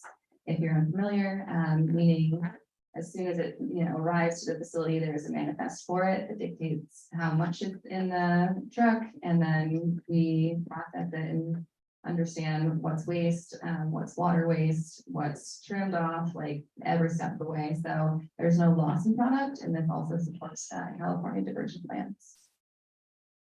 This is the proposed floor plan. So we'll have 3 different drying rooms that you'll see in the grids there, and you'll see where the loading docks are. The trucks will deliver the farm material. It'll be checked and measured and cross-referenced against manifest, and then distributed into either of the 3 drying rooms, just depending on what the workflow is. And then after that, it will be brought into the processing, which will be trimming, and then final product form into secured storage until it's ready to leave the site. This also is the proposed compliance path of travel. So this is something that is approved by the state as well, and showcases exactly where each license is respective in terms of square footage to ensure that track and trace is met every step of the way. That's it. Any questions? Not yet. Looks like you might have, there was the manufacturing plan and the community benefit investment. Is somebody else covering that? Yeah. I think Yeah. Scott Bruce, now we need some, he's via Zoom, and I think we have Oh. technical expertise. Yeah. Oh, So that's who is trying to come in. Okay. that's Scott. Hang up on He might have dropped. Might have dropped. So I think just recommend- Yeah, he, Just reestablishing it. Yes, this is Scott. Scott? It's got, I'm sorry, we've lost internet connection here, so I had to call in.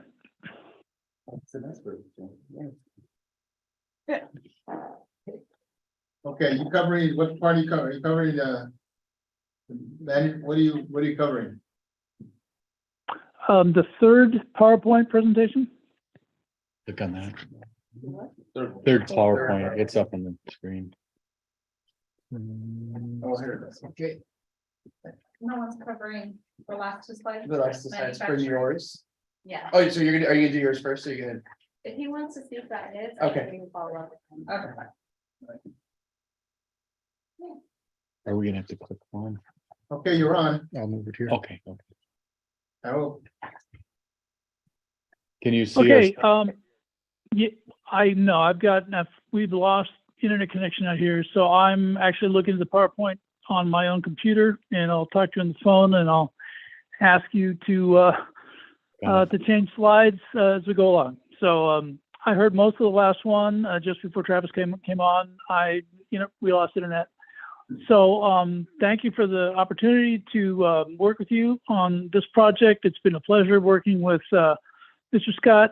We've worked together both as planners and then as for the past, I'm a long-term planner. For the past 6 years, I've been focusing on cannabis, and so it was helpful, the city felt, to bring somebody on who'd actually done some cannabis planning. And so Bill and I have had a good time working together as we work together on this first project for you. Could you go to the first slide, please? We're there. Okay, as you can see, tonight's hearing is to address the applicant's request for CUP. The commercial cannabis permits will be approved at a later date. And I think this is important as we go through this, is that tonight's discussion is to look at whether or not these cannabis land uses are appropriate for this particular location. Again, the ultimate decision tonight that the council will make was whether or not this is appropriate land use in this location. There will be additional opportunity to continue to fine tune the cannabis operations before a cannabis permit is pulled. As has been discussed, the applicant has requested 3 cannabis uses: cultivation, processing, no cultivation, no growing on site; distribution, type 11. Distribution allows movement to and from other facilities, actually track and trace all the paperwork end of the operations. A transportation license differs from that in that they can only move product back and forth. The distribution license also allows the paperwork. Then also in the future, manufacturing will be requested, and has been discussed. It will be type 6, which is non-volatile, no propane, no butane, or similar. These uses are allowed in the city's general industrial district, the G1 zoning district. The existing structure will not be expanded, and that allows the Class 1 exemption. Improvements will be limited to the interior renovations and some exterior aesthetics, as Mr. Scott has discussed. The project qualifies as a Class 1 categorical exemption. Next slide, please. There. And that slide just shows you the yellow dot down the bottom, down in the purple area near Guadalupe Street and Main Street. That's the location of this site. As you can see, it is clearly in the G1 industrial district. Next slide, please. There. That slide is the site, as we've seen with Mr. Scott's presentation. And one thing that we would like you to sort of notice on that is just above the orange dot, we've got the loading dock. You can see one of the trucks sitting in that area that is screened by the building from the residential area to the east. Next slide, please. There. This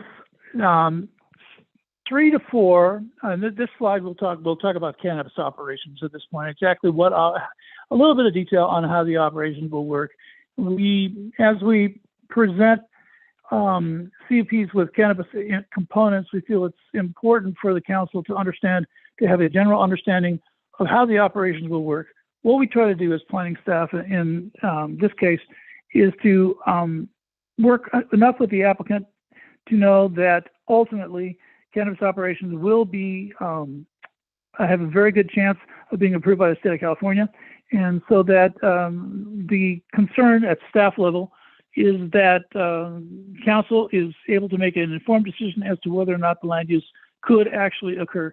Our opinion, as Mr. Scott has given you earlier, is that the applicant has done their homework, is an experienced applicant, and the operations plan that they have put together does have a good possibility of succeeding, and so that with a little more revision as construction occurs, should be able to be approved for a cannabis operating permit.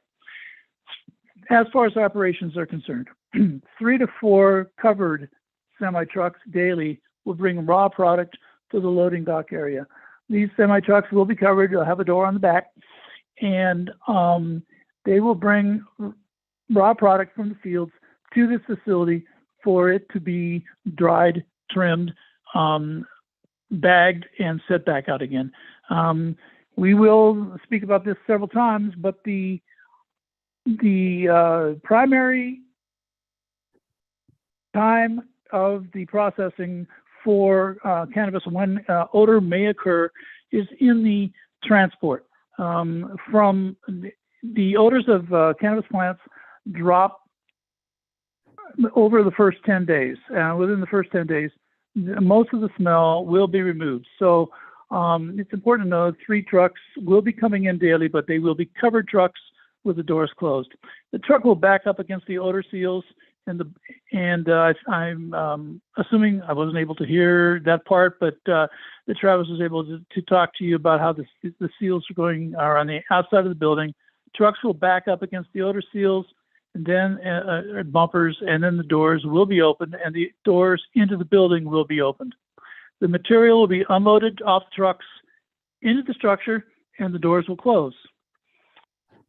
Then the material will be taken into the drying rooms. We'll show you those drying rooms in a minute, in the next slide. And when it's dry, it'll be bucked and it'll be trimmed. The trim material will then be bagged and it'll be stored. The bag material will be moved to a distribution area, and then it'll be moved to taken back to the farms by licensed distributors. That may be Central Coast Processing or another distributor, any licensed distributor licensed by the state of California. Ultimately, in the future, there will be some type 6 manufacturing, rosin, oil, cartridges, and they will be produced there on site. We'll show you that in the next slide. And then the path of travel has been reviewed by HDL for potential compliance with state requirements. We work very closely with HDL. They are very familiar with state of California requirements, and they have staff that have worked in law enforcement in the cannabis industry in other states for a number of years. We, staff and police department, fire department, planning department, myself, the applicant, HDL, spent some time a month or so ago walking through the project, talking about the path of travel for cannabis within the project. It's important that the path of travel be clear between each permitted space. Next slide, please. There. This shows the permitted spaces. When ultimately there will be 3 permits, 1 for distribution, 1 for manufacturing, and 1 for the processing. Manufacturing permit my understanding is, will not be issued in the near future. It'll be a year out. What we're discussing right now is the potential for manufacturing as a land use, as part of the land use in the future. And so we recommend that the CUP includes it so that the applicant does not have to come back for additional review as far as the manufacturing component is concerned. The wide area on the left side of the screen is where the loading docks are located. The trucks will back up to that blue area. The doors will open, product will be unloaded and will go into the blue area. That's the actually receiving area for distribution. Again, 3 separate permits. They have to be permitted spaces. Those have to be described. The state of California needs to have a drawing like this to show them where those permitted spaces are located. The plant material will then either go to the top of the screen to the north into the green area for drying, or it could go to the east side of the screen for drying, and the drying will be done on pallets. It will not be hung from the ceiling. Won't put a load on the roof that way.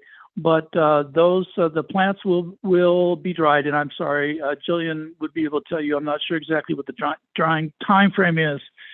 Once those plants have been dried, then they'll be taken back down to the lower left middle portion of the screen, those through the blue area to the green area, and that's where additional trimming will occur and bagging. Then product will be stored in 1 to 2 places on the site. Then it'll be, when it's time to go back to the distributor, it will be returned into the blue area, take it back to the trucks. The vans will come in, approximately 3 vans a day will come in to pick the material. It'll be loaded into the vans and it will be taken away back to the farms. Again, this is a drying and trimming process. There is actually no cultivation on the site. Next slide, please. There. This slide shows maybe a little difficult to read, but the colored lines show you the path of travel for cannabis products throughout the building.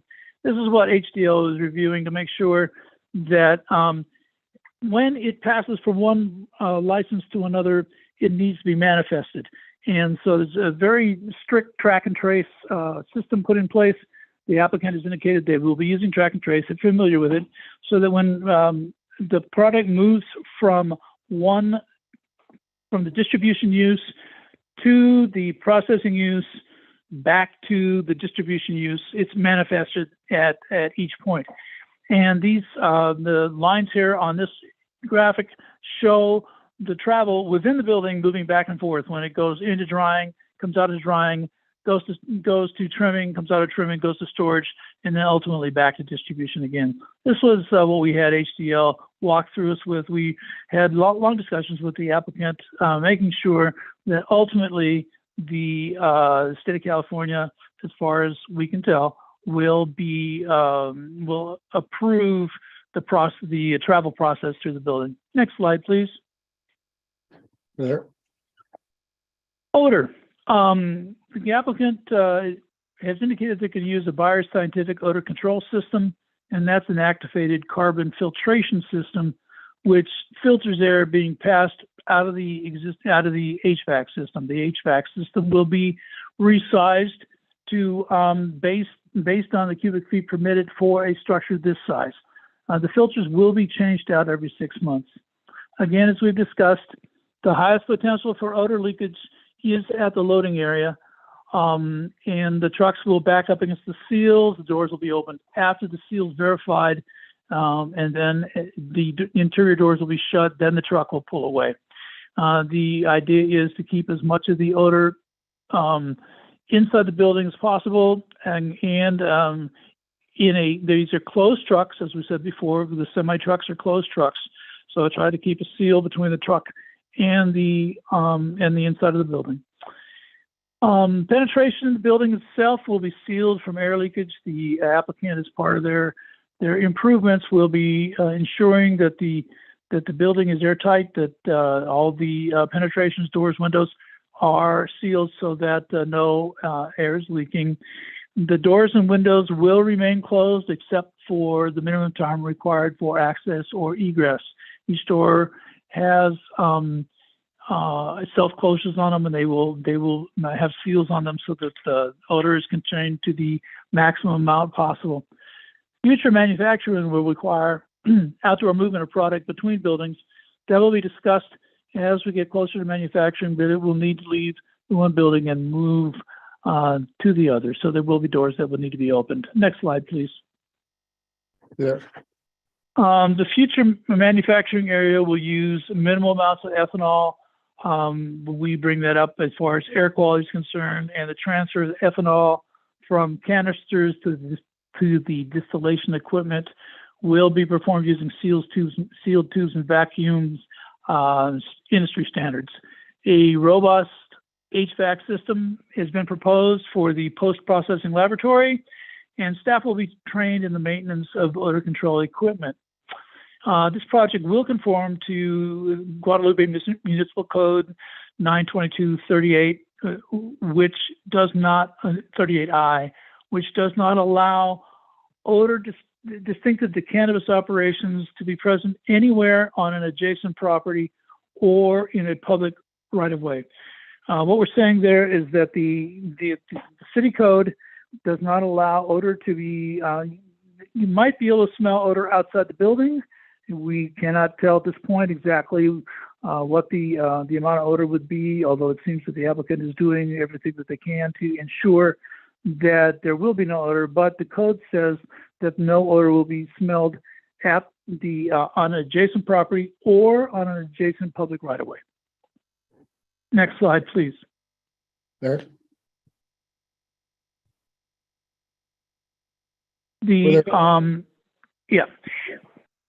We visited two other facilities as far there had been early on when we made a presentation to the two members of the public there at the city. There were some discussions about other cannabis facilities and perception of smell from those facilities. We visited the cultivation facilities in Lompoc. Sorry, it said earlier on, it said Nipomo on earlier on in the slideshow, but it was a Lompoc cultivation processing facility with about, it's right behind the airport, about 10 cargo containers, and they're drying raw product, very similar to what's occurring with this facility. No odor was detected at the chain link screening fence. It has its chain link with the screen on it, and I literally stuck my nose in the fence to see if I could smell any odor, and there was no odor at that location. We also went to onto the Mesa in Nipomo and went to two sites there. Those are cultivation greenhouses. It's a little different than a processing facility. Those are actually greenhouses with plants growing. On one site, no odor was adjacent, could be perceived at the right of way. And on the second site, we were not able to get any closer than about 100 yards from the site. There was a gate and a driveway in between, but there was no odor that we could detect on that site either.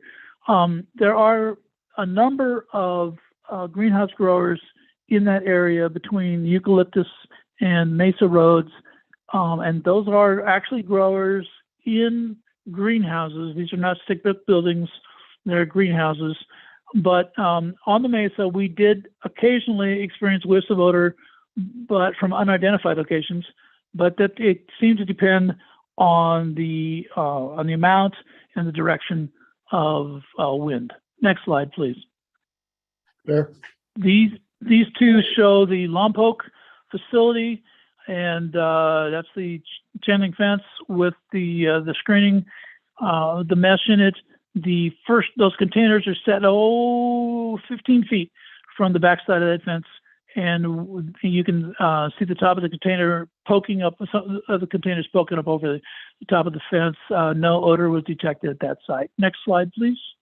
And on this one, we have to your left, you see the greenhouses and the right of way. We were not able to smell cannabis from that right of way.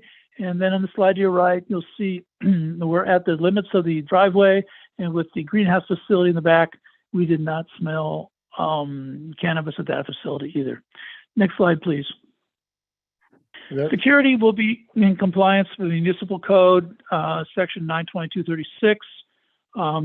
As has been touched briefly by Mr. Scott, there will be a 24-hour high definition camera system provided A camera plan has been provided as part of the application package.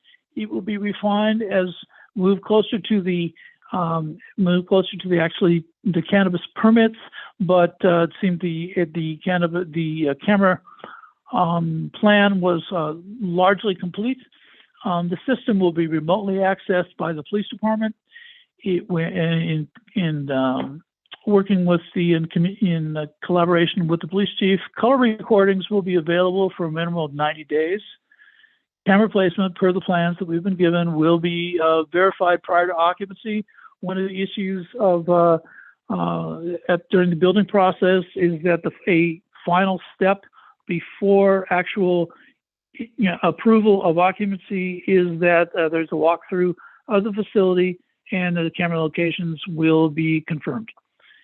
Census and HCL will provide their comment at that point in time whether or not any cameras are being blocked by pallets or being blocked by unforeseen new storage equipment, making sure that each room has adequate coverage. Sensors will be provided to detect entry and exit from all secure areas. All the doors will be locked from the outside with self-closing mechanisms. Each door will self-close. State licensed security personnel will be on site 24 hours with verified response security patrol when closed. That way there is verification that security are on site.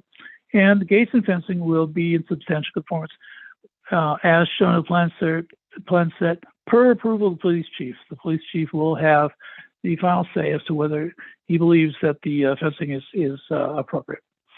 Next slide, please.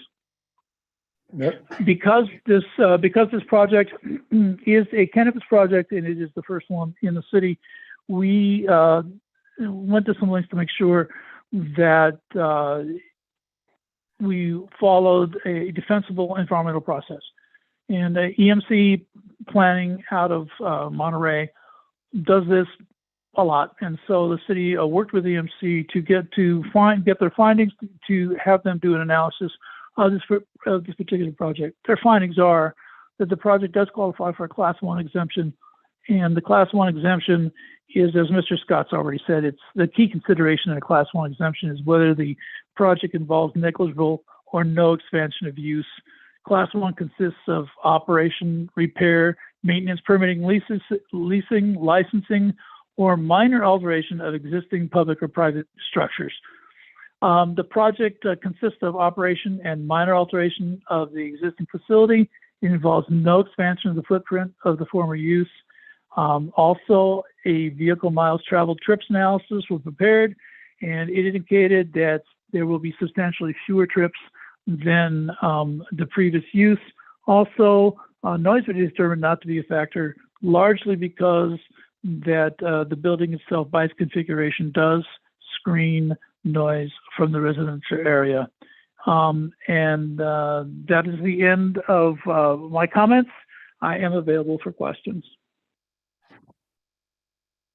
Any questions from the council? Let's, yeah, one more slide. This, yeah, one more slide. I did have one more slide, excuse me.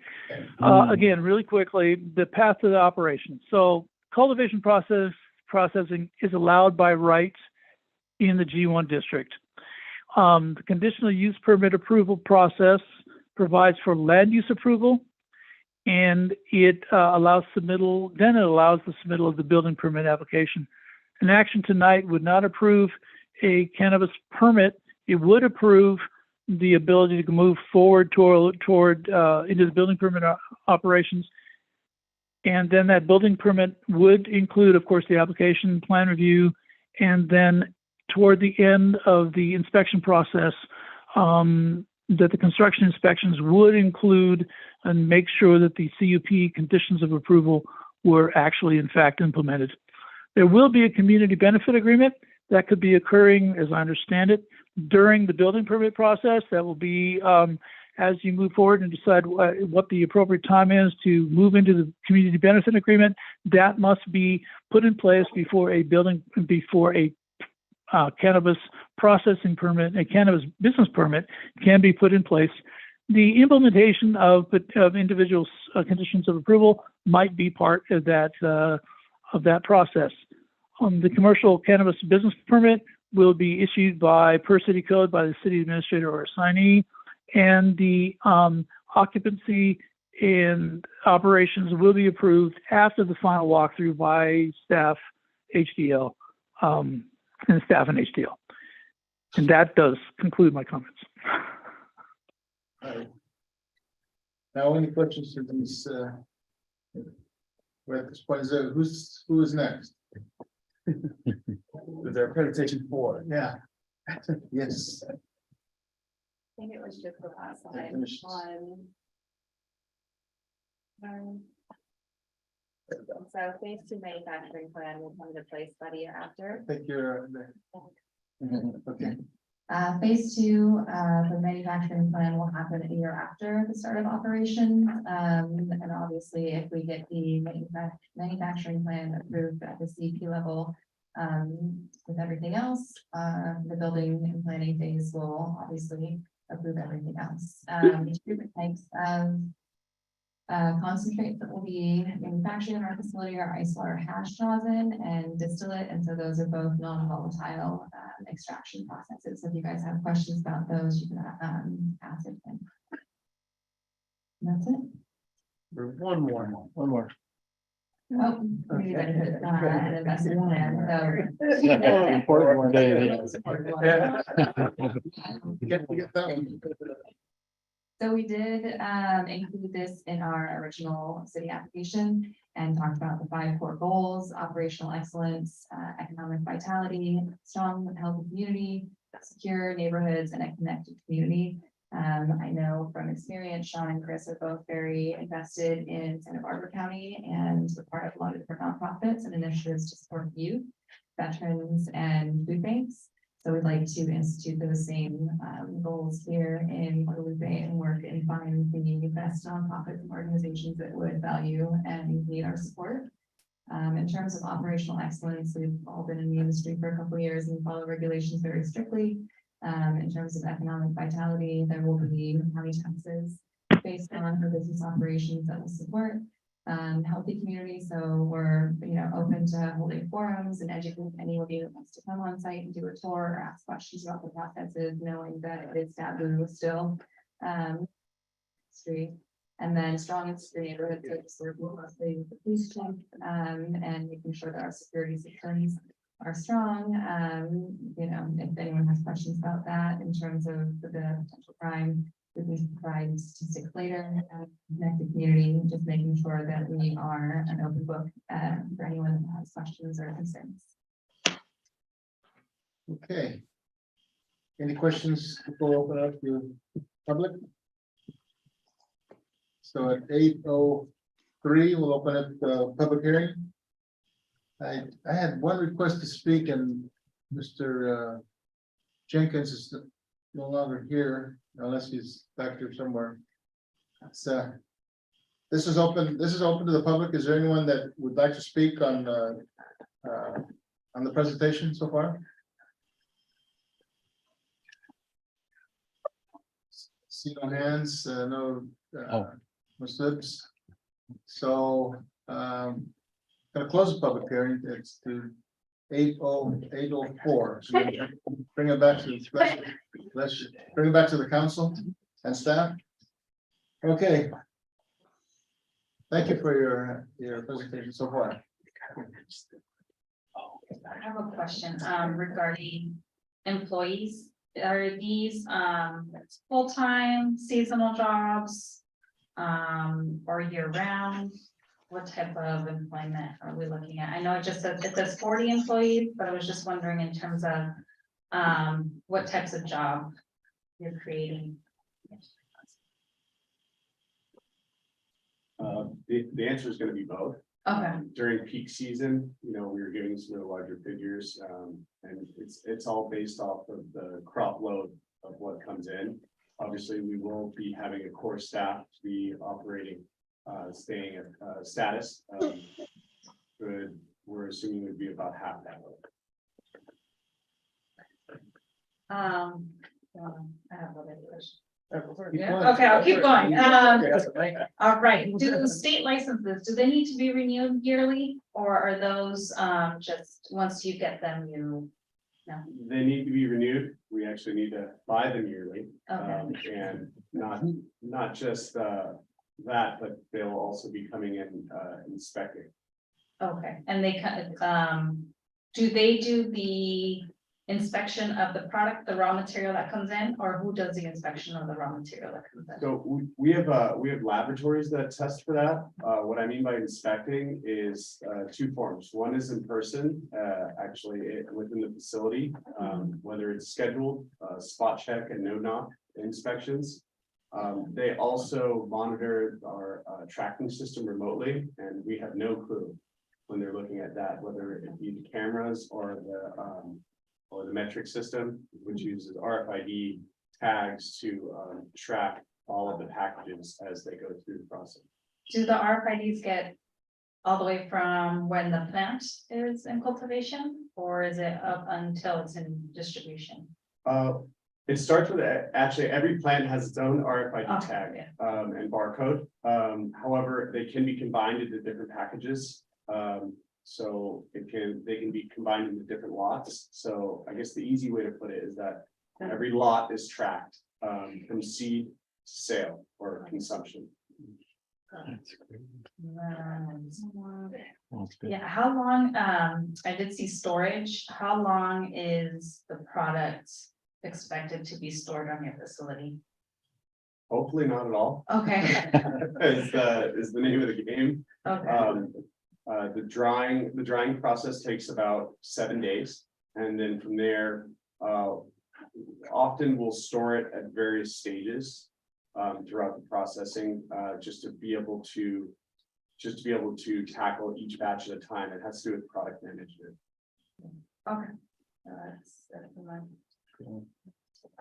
My question is for Public Works. So I'm looking at I'm thinking about it, not looking at it, because there's a lot there. But the CUP portion of things that there's a request for the striking of the sidewalk and then the bus stop there. What is the opinion of Public Works on that? Especially since you're the chief transit, sorry, not transit. Did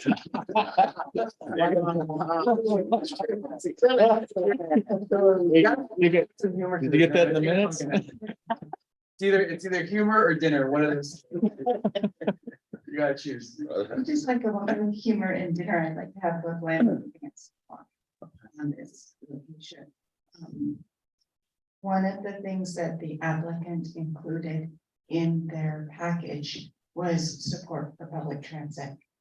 The only way for that public transit to be supported is for the employees to walk to the bus stop, which would mean walking in the street. And that is the reason why I would advocate sidewalk over the landscaping, is because of the safety that Obispo Street is, as you know, a very busy street.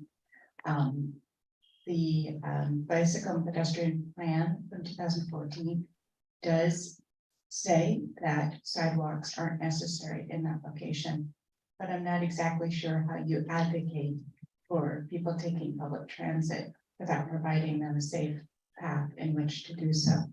The bus stop, back before, we'll be talking about transit a little bit later, had the bus stop at Amber and Obispo, which was in the residential, and that was an inadequate space to be able to provide a bus stop. That bus stop has since been moved to Obispo and Amber. It's located on the west side of the road. Gas station-ish. Like, No, actually, it's over by the corner. So if you take Obispo from Main Street, the bus stop is located just at the end of that sidewalk. And in between that location and the southern end of this property is approximately 100 feet of missing sidewalk. And one of the points of the applicant was, well, sidewalk's not there either. Why do we need to put in sidewalk? Valid point.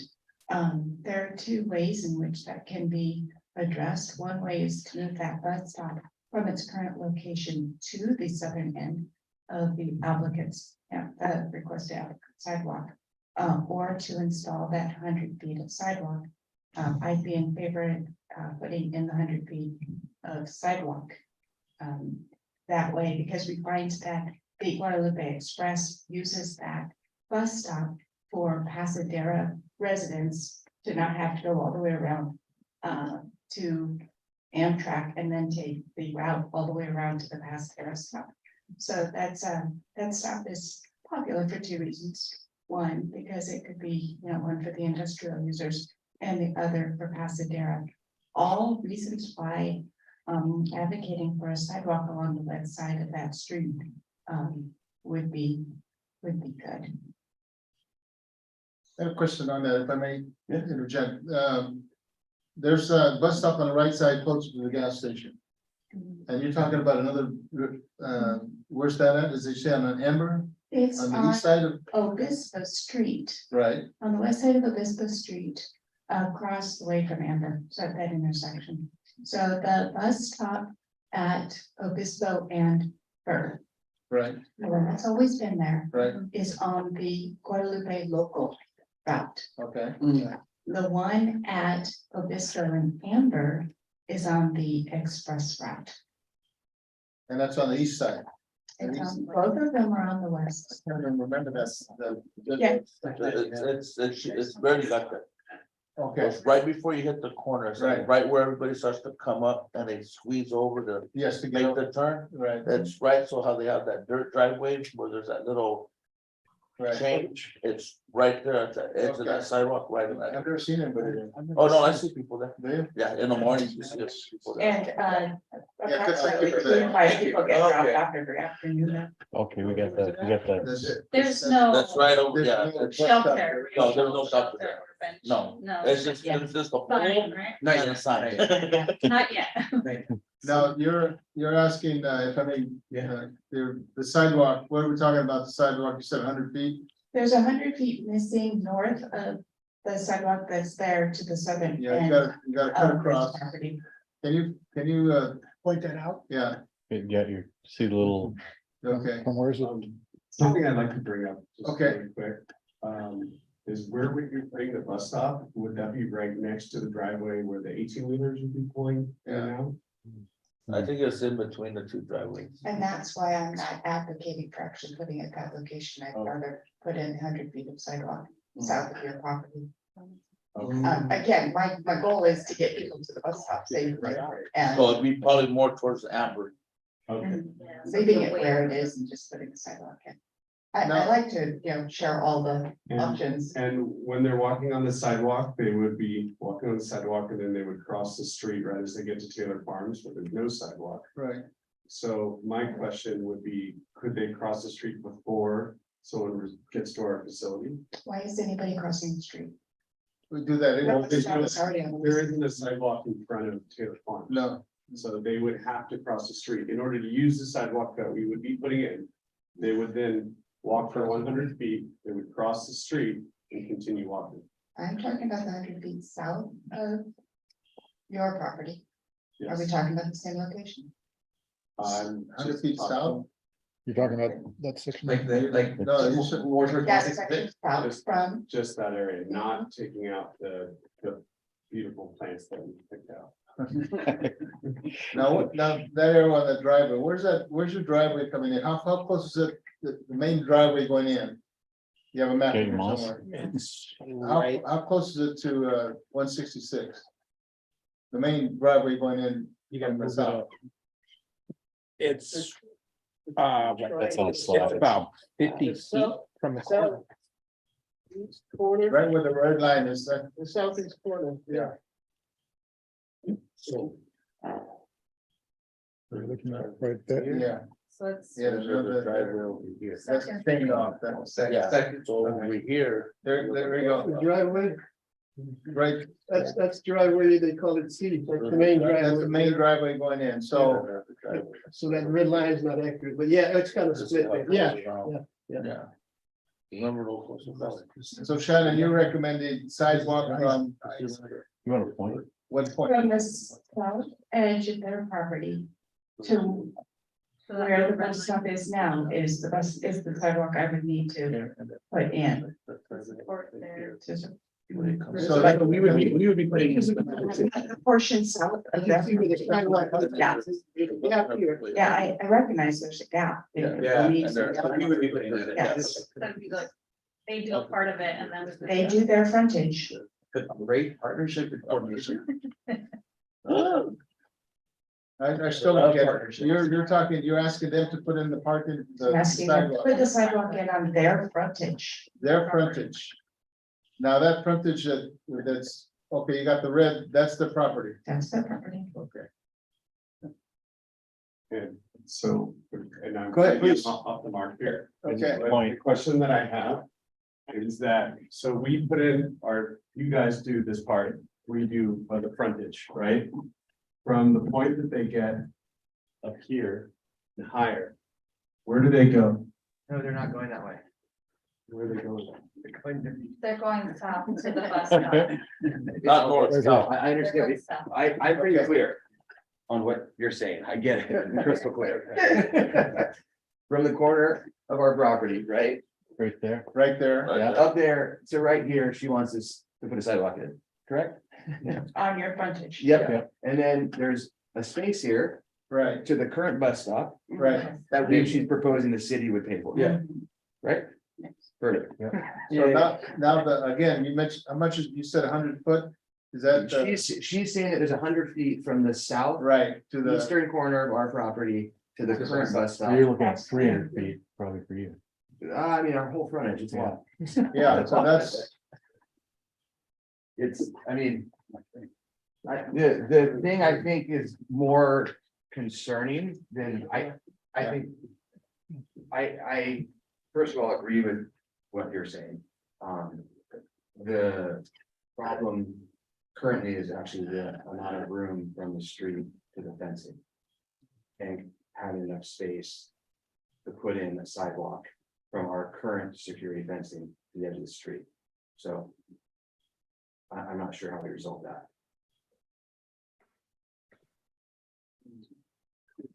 There's this stuff. yeah. The council, it's understanding that they still need to do a survey, but a tape measure says that if there's ample room, there's over 6 feet. Based on tape measure, that's not a perfect world, it has to be surveyed, but there appears to be room, and enough room left over to put some vines up the fence. Again, that's only by tape measure, it's not official. So there does appear to be room for a 5-foot sidewalk. And is that the width is 5 feet? Requirement? Okay, still, a 5-foot sidewalk from that point, from the south point, all the way covering their property. Yeah. From there to Is that- there. Yeah. Yeah. And how many feet is that? I'm guessing 300 feet, that's That's just, a lot of. yeah. And then from there, people go across the street. Yeah. To get to the other side, because there's no sidewalk on Taylor side, which is. Taylor Farm side.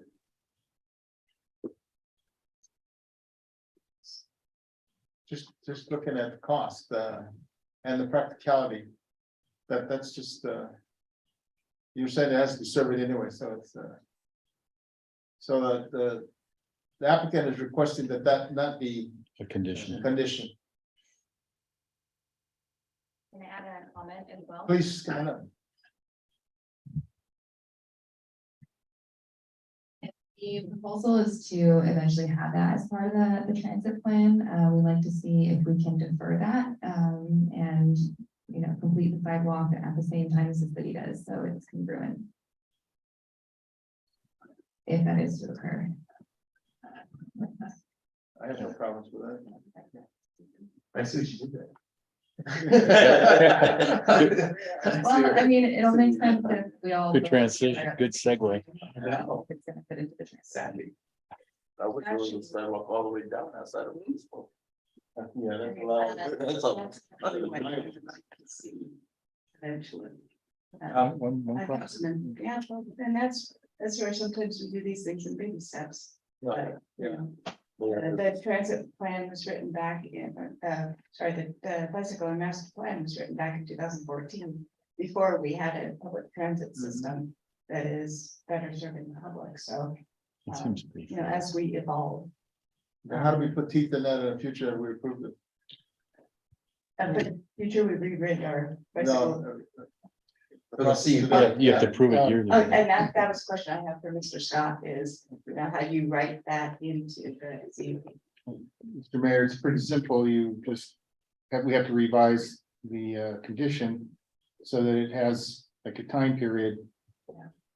And then if an extension was required, the applicant would come, say, we couldn't meet the 18-month or 2-year requirement to put the sidewalk in, we want to do another 7 months or whatever, a year, then they would have to come because that would be a condition. So that's how you put the teeth in it. Do we put that condition in now? Yes, we do it tonight, Okay. or yeah, we would do it tonight. Okay, so I'm very much in favor of that. One of the reasons why I haven't pushed for the 100 feet of sidewalk south of that is because, you know, they do have to go in tandem. I am in favor Yeah, of the deferral if necessary, especially along the lines, I believe it was Julie who said, who said that they need to come to a CUP for the next phase anyway. No. Could make them. Building. The permit. I got a question. Would you put it not a time frame, but would it be a trigger mechanism when you're actually wanting to do your section, or are you always there? We could put it as a trigger, I just don't know how to Yeah. write that into the CUP. I don't know how that gets. Well, I think that what Todd was saying is that we could word the condition so that whenever the city Is ready. is ready to do its 100 feet, it would trigger the requirement For them to hook for their. them. For the But I certain still time, think yeah. there should be some Yeah. like notice period, because you can't say, oh, we're ready next week, and then I think there would have to be some Within a reasonable certain period of time. notice from that, or you just put a 2-year or 1-year time frame to do it. Whichever So comes first. I'm not sure. You're gonna have to answer that question. I'm just curious to know how that looks as a condition. Right, if It's it's on easy. the spot, so Yeah, really, yeah, we can try, we can give it a shot. give it a shot. So we Why have not? the existing condition, that's condition number, what is it? Condition 22, Condition 42 is. so if we added on to that. condition- A lot, like, yeah. Lost my internet. Thank you. How much time frame from the, okay, I'm ready to do, okay, we can jump in. Then a certain amount of time. Okay, here you go. All right, Sharon got the one. on page, I'm not sure. It's that one. It's one of them, what found it. It's 26 condition. 26, 26. 26. So what, did we set on a time frame? Is that? Yeah, when we start, when the city has the money to do what we wanted to do with that. Then that would trigger the rest. And that'll trigger within a certain amount of time, they have to. It just requires minimum 5-foot sidewalk along this frontage. The sidewalk shall be installed. Okay, we're writing it out. Or there he's. Within 2 years. Now, No. Shannon, I know this is public. You don't have budget for it in this budget year, correct?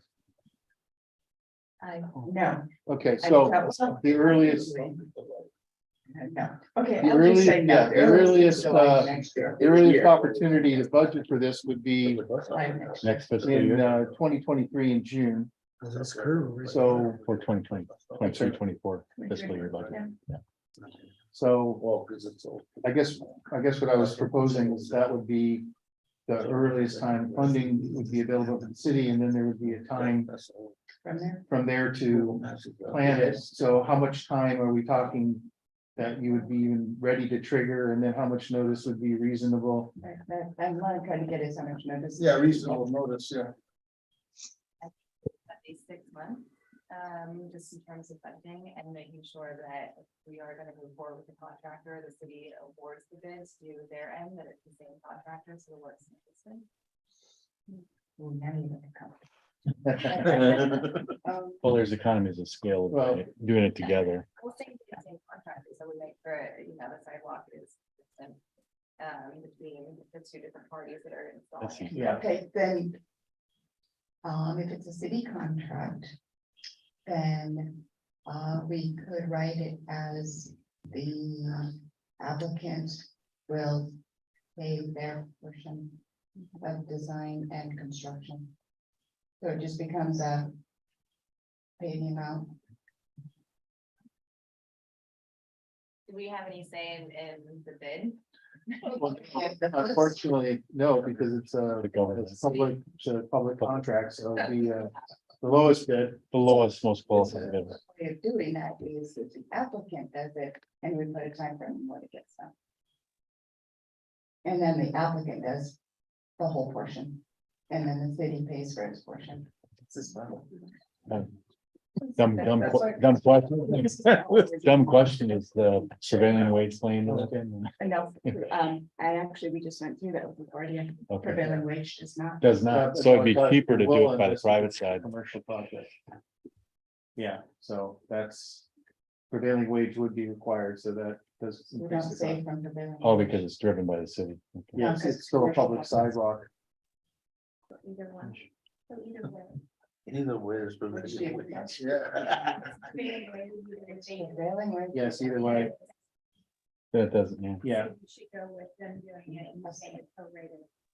yeah, pro rata it out. so, now the question is, when would that be acceptable time for that to occur? I guess that was the issue, you wanted to defer the project till a later time, I assume, for pay later. Yeah, I'd like to have at least 18 months of operations to ensure that we have revenue. For 2 years. Well, 18 months from operation means 18 months starts in March of 23. Yeah, so about 2 years, right? So just say 2 years.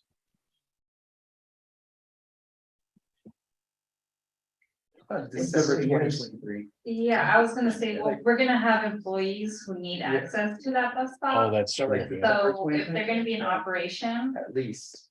we need to have that sidewalk. Which means that, and there is no funds of we getting it in the budget this year. You can get it. No, Sure. Yeah. Okay, well, we'll have to do a budget adjustment for this budget year. Well, mid-years. Well, we have a mid-year review. Yeah, Yeah, yeah, we yeah. Coming up, so Yeah. that'll be in Yeah. December. Okay, so, Councilwoman could take an extra point. Would actually force the sidewalk in by March of 23. Mhm. I saw the time on, like February, probably, 'cause that's when they finish completion of their construction. But I do see the merit and at least in the difference with the time on that, just because I know that. You gotta make a little bit of money to Yeah. cover it. Well, how about if Shannon cringed when I whispered this to her? How about if the city goes ahead and puts the sidewalk in, their agreement to reimburse is deferred to a later time? Money. Cities can. cities can. Look at Lorena's like, no. Our finance person is like, no. I thought she said we had the money, so, Or, yeah, Okay. for our portion, Yeah, but not for. okay, We can't carry that. okay. So anyways, I would say if it's March and then you add, let's say, 6 months, what is that? That's September. September of 2023. Yeah, and that's a new budget, that's a new budget year, so I would move to the. Our peak season of income is in October and November. Oh, So you'll be able to September, yeah. recover real fast. We'll be able to start reporting it. Yeah. What about December? December, Yeah. that was my original one, was December 20. I mean, there might be a slight inconvenience for the workers for a little bit, but But can I add to that, what you guys are saying? With the safety I mitigation. understand where you guys are coming, but. I understand where they're asking for the timeline. If you look at the bus stop that's there now. That people from the processing plant at Taylor Farms use, there's no sidewalk. They walk on that dirt every day. Go sit at that spot. So. I mean, giving them. 18 months for when they start doing. wouldn't be that bad when you already have people at an existing company who walk on there and at this time now. So we're looking at if we're gonna do it, then the city should also look at. See, I get that point, but like now we're at a point where we can do something about it. I As know, opposed to but like it's in the one thing, past. but it's also the thing, like I've said before, is we're gonna ask someone to do something, then if that property is part of city, then we need to do the same at the same time, all the way down, to make it suffice. Which is what we're saying, that's what December 2023 is, that's, we're doing it. But I'm saying to suffice for the existing stuff that's there now, that has no sidewalk that people walk to, in the dirt, it's already there. How long has that existing bus stop been there and in usage? For a while. No, the bus stop at Amber, Obispo and Amber's been there since July. What about the one that's right there by the gas station? The one that's at Obispo and Fourth has been there. For As far as I know. Long time. And there's been no There's no. sidewalk ever put there. And we have a city yard that's right by it. Yeah. So I figured, then we need to be able to put a strip to continue on, or at least in that general area, that we should as a city put down if we're asking for Somebody else. someone else to do it. We have to live by what we say. If we're asking people to, we have to do. That's like what I said before, like about weed abatement and keeping up on our facilities. If we're asking our community and our people here to do it, we have to do the same. So it'd be like, we just need to suffice that we're gonna put something there, since we're asking for them to do that also. Cause I know where you're coming from. Yeah, This is so the right time. yeah, so in the budget review, that would be a good opportunity to bring that up, but at this point, for these people, I would Yeah. say. it's Oh, no, still that's- to have that But we have to be able Yeah. to To do give the them same. December, December December, 2023. I agree with that. The year.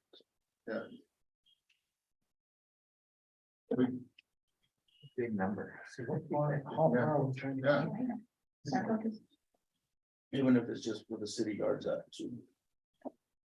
That's because I don't know how far. And No, please that's know that the city courtyard has work planned as far as and it's in the budget to do the electric vehicle, electric bus charging, and so there is construction gonna be happening relatively soon that will have frontage improvement plans associated with it for the courtyard, which is right where that particular bus stop is. So, I mean, we're going to get to this in pieces, but, it's like a lot of things that can't be done. Well, I think that for this process, we need to move forward with December the 23rd or.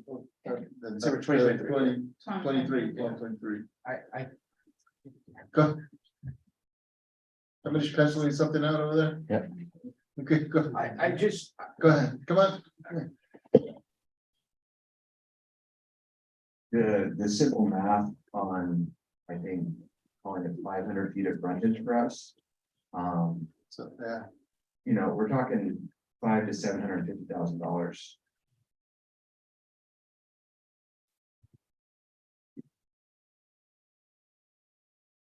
You're just looking? No, on the square footage number, I'm right. It's not, I don't think it's 700,000. How much is a yard of concrete for? Yeah. Yeah, it's not the reason that we're hesitant is not because of the use, but of the cost. yeah, Yeah, Right? And Yeah, so sure. not knowing the number and us trying to sit here and agree to something that I think is pretty significant and we know it's in need. And we would like to participate in helping the city get it done, mhm, but it's not a light hurdle. yeah. I agree with it. I think what we need to do is make sure that you're able to, Get going.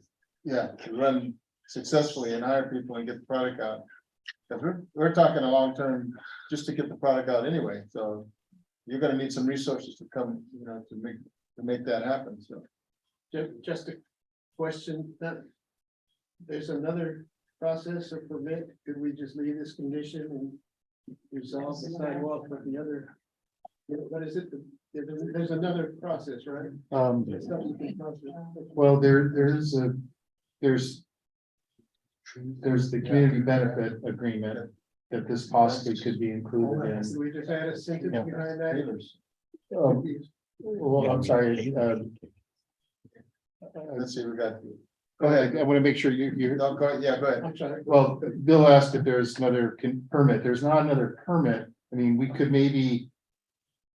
We could bring back the. We could require as a condition of the manufacturing process to come back just for this issue. That's a year from now, and then you'll have some numbers by then, but it wouldn't affect the approval of the manufacturing. It just would be.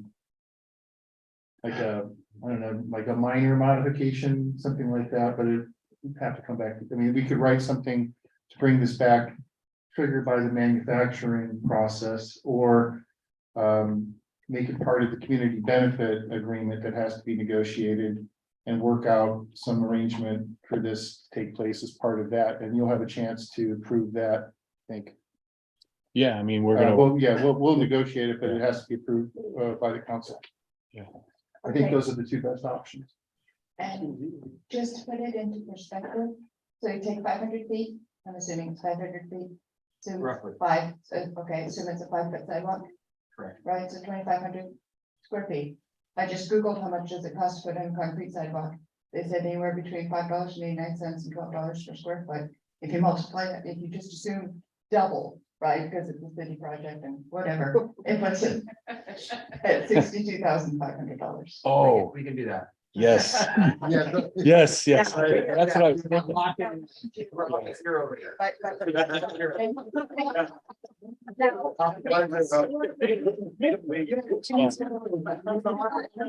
I think we should, I think we should get it. I think we should get an engineer's estimate. Engineer's estimate. And it's not. That's Okay. great. All right, Engineer's estimate. and yeah. Okay, Phil, what do we say in the last 5 minutes? I don't know what just happened here. No, they agreed to December 2023, Yeah, based get- off of that number. Okay. Pen that out now. Stormwater drainage. I don't know if you agreed that that was something you'd agreed to, or, No, we were saying, are you saying that we want to wait until we come back for manufacturing? Yes. And yes, Yeah. so, yes. We'll get the Numbers. civil engineer, we'll get the site surveyed to understand what that frontage would look like and, get some bids. And so by the time we come back for phase 2 to discuss manufacturing and That makes building and planning, we can address this then. Yeah. Is there a timeline for that part? A year. A year? So January. So that's, we're agreeing that you come back by a year to do that. So in December, what, I think, well, start of operation, so it'd be February of Oh, so you're coming back even sooner. February 2024. It's the second phase. Remember when I Oh, asked? if there was second phase. separate Okay, phase? second phase. yeah, we were talking about the It's another. Yeah, manufacturing, Yeah, the ethanol stuff, yeah. yeah. The ethanol stuff. Then I guess I would say that because you'll start phase 1, right? Phase 1, you'll have employees working. As part of it is if you can have some sort of safety mitigation idea for your workers to be able to safely get there as a temporary kind of thing. To make that happen, some sort of plan or even a route that you're gonna tell all your people, take this route because it's the safest for now until we get to that portion of things. Yeah, and we'll also institute carpool and vanpool, suggestions, not. You may even look at, Calvans. Calvans is a big program where there's a 15 passenger van that you can utilize, and it's for all industries, it's general and also commercial, agriculture. So I think they're, the scribers are trying to come up with some language. Yeah. Also, food for thought, just looking at that site, we do have trees that are super close to that curve you guys. So, I get, is that on the Taylor side, or Yeah. you've got trees all along that whole section? Which means you'd be knocking off the sidewalk. She's she's ready to put it in. We can put that whole stretch. Yeah, I'm aware that there are some trees.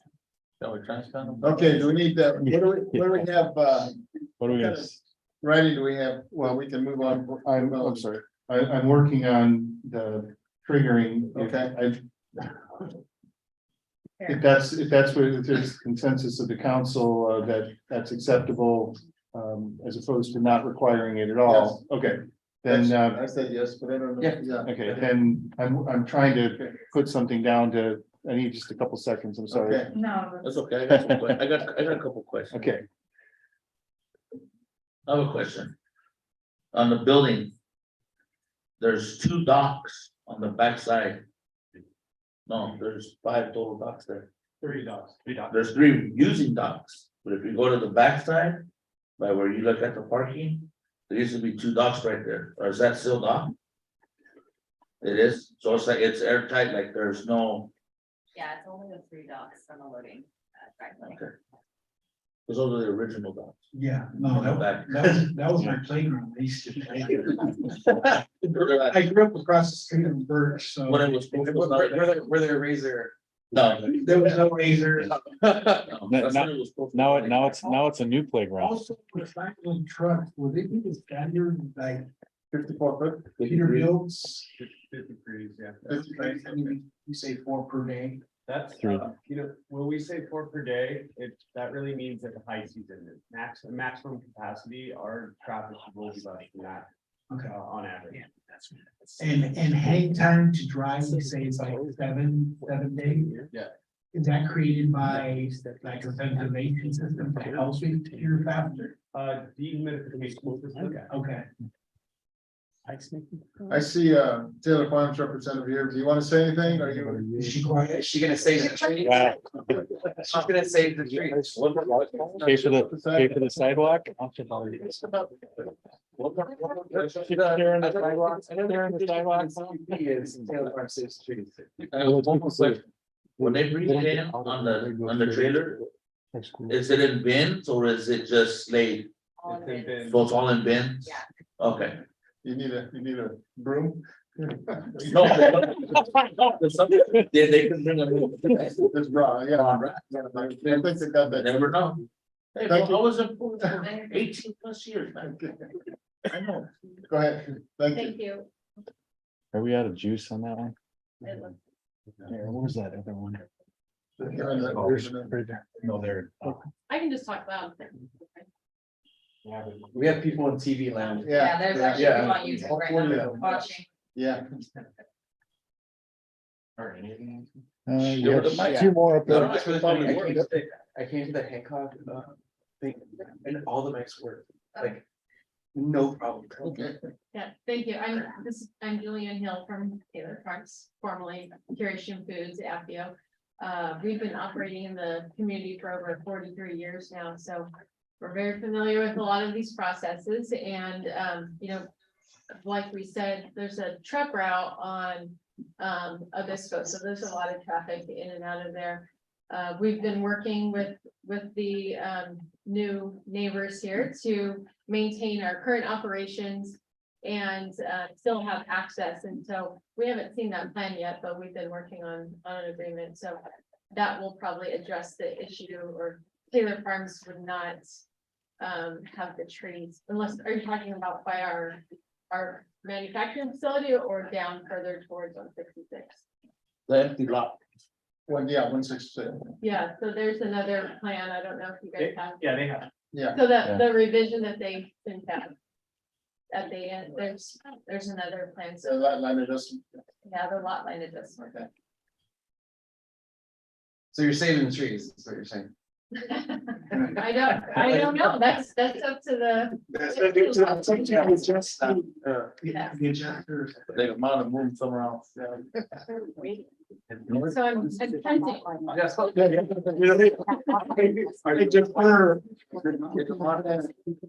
They come on and make. I don't have. Okay. They're trying to figure out the language. We don't want to take a break either. I think I'll do that. Oh, you have a question? Go ahead. I gave it to- oh. I need a copy of the. Do you have a copy of the lot line? You want it? Yes, It's in here somewhere, This one? in the forest of these. because doesn't that, does it change the 100 feet? I can see Cash had a question or. Well, the. Is it that line there? Can I see the second page, please? Reggie, Jack, do you have a question? Yes, thank you, Mr. Mayor and Council. This is my first time seeing the driveway usage. And first I want to is, we've worked extremely well with the 51 Obispo group. And I want to personally thank you. Everything we've asked, you guys bent over backwards to really kind of work with us. Seeing this is, I know I've always kind of been a stickler on the traffic. That's what I always kept coming back with. But where you see the entrance of C on slide 14, page 7. Which presentation? That one right there. That's on, that's showing there now. That area now with the red dotted line is gonna be fenced. Correct? And that front portion is employee parking, correct? Well, yeah, I know we've always kept talking about it's gonna be 3 or 4 vans that'll be coming in. But employees gonna come through that C lot also. The only thing I would look at is that's gonna be problematic on Obispo Street. And so if we could make that a right turn only coming in, instead of traffic trying to go left across Obispo, that's gonna be problematic, because then we have something later on that we're talking about to present to council. Obispo by itself, Obispo 166, it's enough issues as it is. And there's not gonna be any movement in Caltrans or anybody else for some time. So we're looking at doing some traffic mitigation at Flower and 166. So if that does come to fruition, we'll now turn down some of these side streets that are Amber and Second. And where you have employees making that left turn, and then you're, only 3 or 4 make a left turn, but we're still gonna have traffic coming south on Obispo.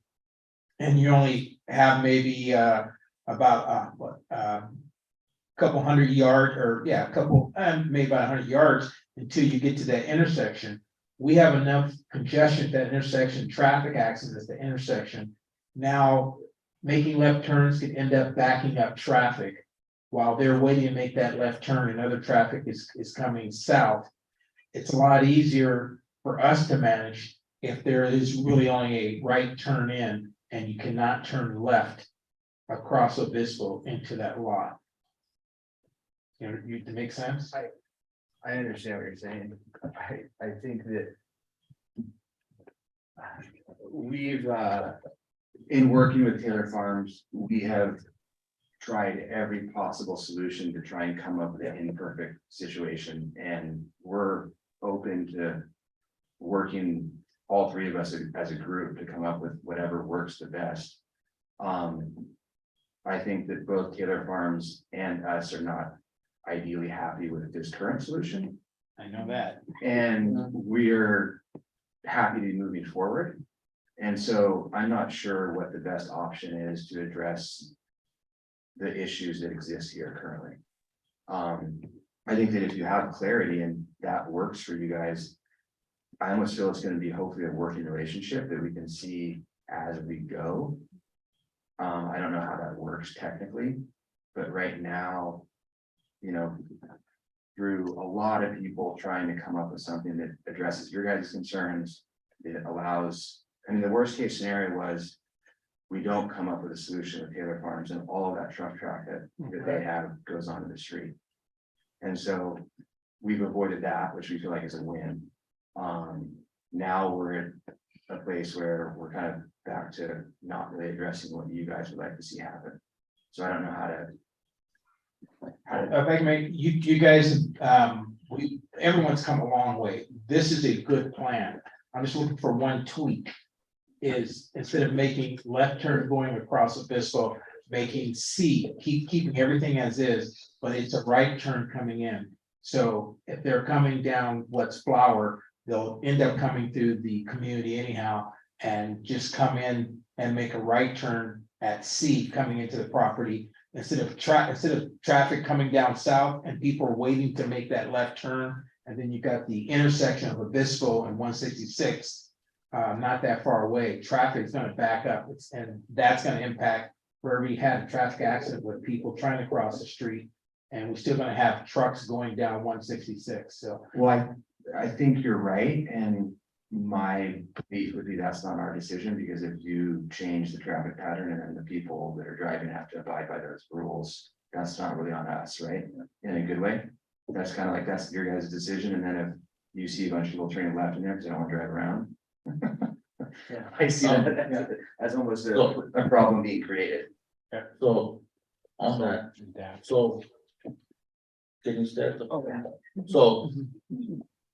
Looking at it, driveway C is coming kind of straight off of where Second Street's at. Right? And then you go up to the other driveway C, and that's kind of in between Birch and Cedar, right next to Grover Shipper's office. So that's gonna be strictly an exit? Or is that gonna be also an entrance? Cause I know at times trucks will go down. They'll pull in right there in between. Where the 3 loading docks are and Grover Shippers Correct. and all. So, so would that be suffice as the trucks gotta go down there and they enter that area? With your load, and then your employees enter off of the one that's by Second? Ideally, all traffic enters at the south end of the property and exits at the north end of the property, and no one comes down on the south side. So you're right, currently trucks are coming in at the northern C entrance, just because of. Oh, yeah, it's open. Yeah, it's just open, so, but once we secure the property and fence it, it's gonna be only in at the bottom and out of the top. Okay, cause I know where she's coming from, cause you don't know what time of day your truck's gonna show up. Correct? Correct. Okay, cause there's times where there's bus stops there in the morning. Both high school and elementary school. And then you have the flow of traffic coming that goes to Taylor Farm employees, and some will use Flower to go all the way to Fourth, and some turn and they go down to Bisco. So where that is, it's not much of a play, but I understand where she's coming from to make that turn, especially if they gotta check in with your guard when they're entering the gate, and is the gate automatic, or someone has it wide open for people to go in and out, which I have a feeling is gonna be an automatic gate.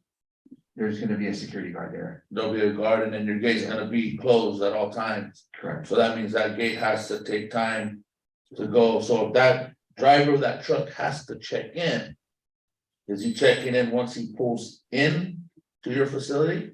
So he has to kind of park out on the street, which there's really no parking. The security check-in is this up here, which is Up here. by design, Yeah, so they would come in off Okay, so the guard check. the guard checks, okay, so where you're Yeah. coming in on driveway C down here. Yeah. Okay, where you're coming in right there, is there a gate right there? No gate here, There'll be no gate there. no gate there. So that'll be open, so people can go in there, so the employees are, so that drive, okay. And that was the reason why there's no real place to put, so they'll be waiting on Obispo if we did it over there. Yeah. Cause I'm just thinking, because if you don't know the time, like it's, cause there's certain times where like, we have a bus stop, 'cause I work for the school district and I drive school bus. So we have a bus stop that's right there in between Amber and Second. Right in there, so we have to put our stop sign when we're loading the kids, and then, trust me, people don't pay attention, they still blow it, even though it says red light flashes, do not, stop when you see them, but they still do it, so that kind of puts congestion, and we try to be real cautious on that, like, when we stop there to make sure there's not any, so when we put it, we can load and then get going, so. my question is Taylor Farms and you all happy with this design? Because he is so away. As happy as we both can be, yeah. That's the key, we gotta look at. They're smiling, School buses are, bus stops. they're smiling. Yeah, so we've been working on this Yeah. for quite some time, so it's, it's been very tricky to work on. how do we maintain our current business? How do we maintain the flow of everything? Right, But, you know, keep our businesses completely separate. right. So this works for us. I understand what you're saying about the stacking, but if their stacking is off road, you know, I think that's a viable solution. We have trucks that stack, you know, in our driveway today. So. If you go up 166. There's. 2 or 3 driveways off of 166. There's an official one driveway and There's then, the one that goes that where their signs at, yeah, and then there's another one that's off, yes. or 2 off to the side. Mhm. So could your fence where you come in? Can you go back to the other side? So how you have them coming in off the C? Could one of those other driveways be an egress that would come in off of 166 to go straight towards? Kind of where your employee parking is and move your employee parking down to the other side? So technically, we've been told that that's not an That's official right, driveway. 166 from Yeah. the The Caltrans. second driveway, Yeah. the open dirt lot. Right. They can't use. Right. Egress wise. Right. My question again, are you folks happy with that? And Phil, where are we at with the? Trigger language. Yes, you're right. I did it twice by mistake. Okay, the best I've been able to do, I'm gonna need some help. The condition currently reads, project requires a minimum 5-foot sidewalk along the Whistle Street frontage to facilitate public transit. And then take that period and put a semicolon, however, the sidewalk will not be required to be installed till the applicant commences the manufacturing phase of the project, or by July 1st, 2024, whichever occurs. I had first, but we could do last, I guess. Last, they like last. Yeah, it gives them a- gives them a- yeah. Yeah. It'll be, well, I think they said their manufacturing was gonna start in February, March of 2024, was that? Oh, okay. So, yeah, and then that would be just the approval, and it wouldn't get going until a little while after that, but we didn't want to have the sidewalk. Wait, I mean, we wanted to have a maximum deadline. I'm open to suggestions on the dates or the timing. I just threw that together. No help from Bill Scott. Do you want, would you like to read it again and full or? You've got that where we can put it in the minutes and put it in our, If I have consent from the people, I haven't heard that yet. The people, I mean, the applicant. Okay, here's a planner. Here's a planner.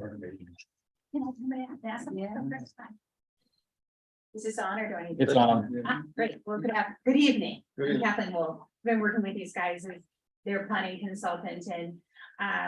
We know that you guys have all worked really hard and we don't want to blow this up tonight, but there's the other thing that we want to bring up, which is the upsizing of the sewer and the stormwater are also pretty substantial capital improvements for the site. And these folks want to get up and running, as we all talked about tonight, as soon as possible. So we were wondering if at least the stormwater, I don't know if that's doable because they're going to be paving that other section.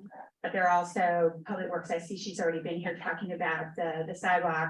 They are required to upsize their sewer line from 6-inch to 8-inch, and that's probably going to be fairly substantial for them because they're going through Taylor, it appears, so they will be going through Taylor Farms property to the west. So we don't know if there's anything else that could be given consideration. And the stormwater, we're just trying to move the project forward and let them actually operate and get their, get going, and then see if there's any way we can defer those off to the same point in time. They're not questioning whether they need to do them or not. is that part of what we're looking at right now? The stormwater, That's what item is that? Yeah, the first one, item number 18, is the sewer line. And there were multiple alternatives to this one. That were provided, the standard for sewer lines for commercial properties is 8 inch. Minimum 8 inch, and that's a 6 inch sewer line, so the line that is there does not meet standard. No, but it's been operating, I mean, that it has been an industrial facility and has been utilizing, is there a problem with that line historically? Well, standards change. No, I know that, but I. So, I mean, the current code requires that. Then, yeah, it has to be upgraded if there's a new use. I mean, when else is it supposed to be? Certain things can be grandfathered. No, I'm not saying that, I'm saying that if it can operate for a period of time. Yeah. And something that's functioning is different than if there's a problem with it and it, right? Sorry, I misunderstood. Yeah. I would like the two alternatives to be considered. One of those alternatives is to have the applicant accept the 6 inch mean as a private lateral. If there are any other customers moved off the line. That is an option, is that 6 inch line becomes a lateral, not a public sewer main. 6 inch laterals are acceptable for commercial, as long as it's a lateral and not a sewer main. Do you know who's else is on that line and what length the length that we're talking about? Just said to Guadalupe, I didn't actually say the length that they would have to be upsizing. I'm afraid I don't know that off the top of my head. And then the other alternative, which is a quite out of the box idea, is to restrict the water capacity to only 2 1 inch meters rather than the 1.5 and 2 inch meters that are currently there. Thereby restricting the amount of water that can go into the property. That is Okay. into the process. That is not typically something that I would consider, but in light of the fact that you're interested in getting up and running, it is something that the city, that I'm willing to suggest as an alternative to actually upsizing the line. And what that does is that minimizes the potential for overflowing or causing problems on the sewer line. So if your process, it does not need as much water, which I'm assuming it doesn't, then. Size for a larger project at one point. That's a lot of water still. And it saves you money anyway, because you're downsizing the meters. So I'd like you to seriously consider the alternatives that were presented. Okay. Is there a minimum for fire sprinklers? So water flow requirements for the sprinkler system are going to be dependent on the size and quantity of sprinkler heads in the facility, and that's something that will be calculated when you guys do the fire protection plan. So that's when that will come into play. So that'll be its own separate connection. So we don't know Yeah. if that solution will work. Actually, if it's a separate fire connection, then it's irregardless Oh. of these 2 meters, because the fire flow does not go to sewer main. So it's a separate, and it doesn't impact.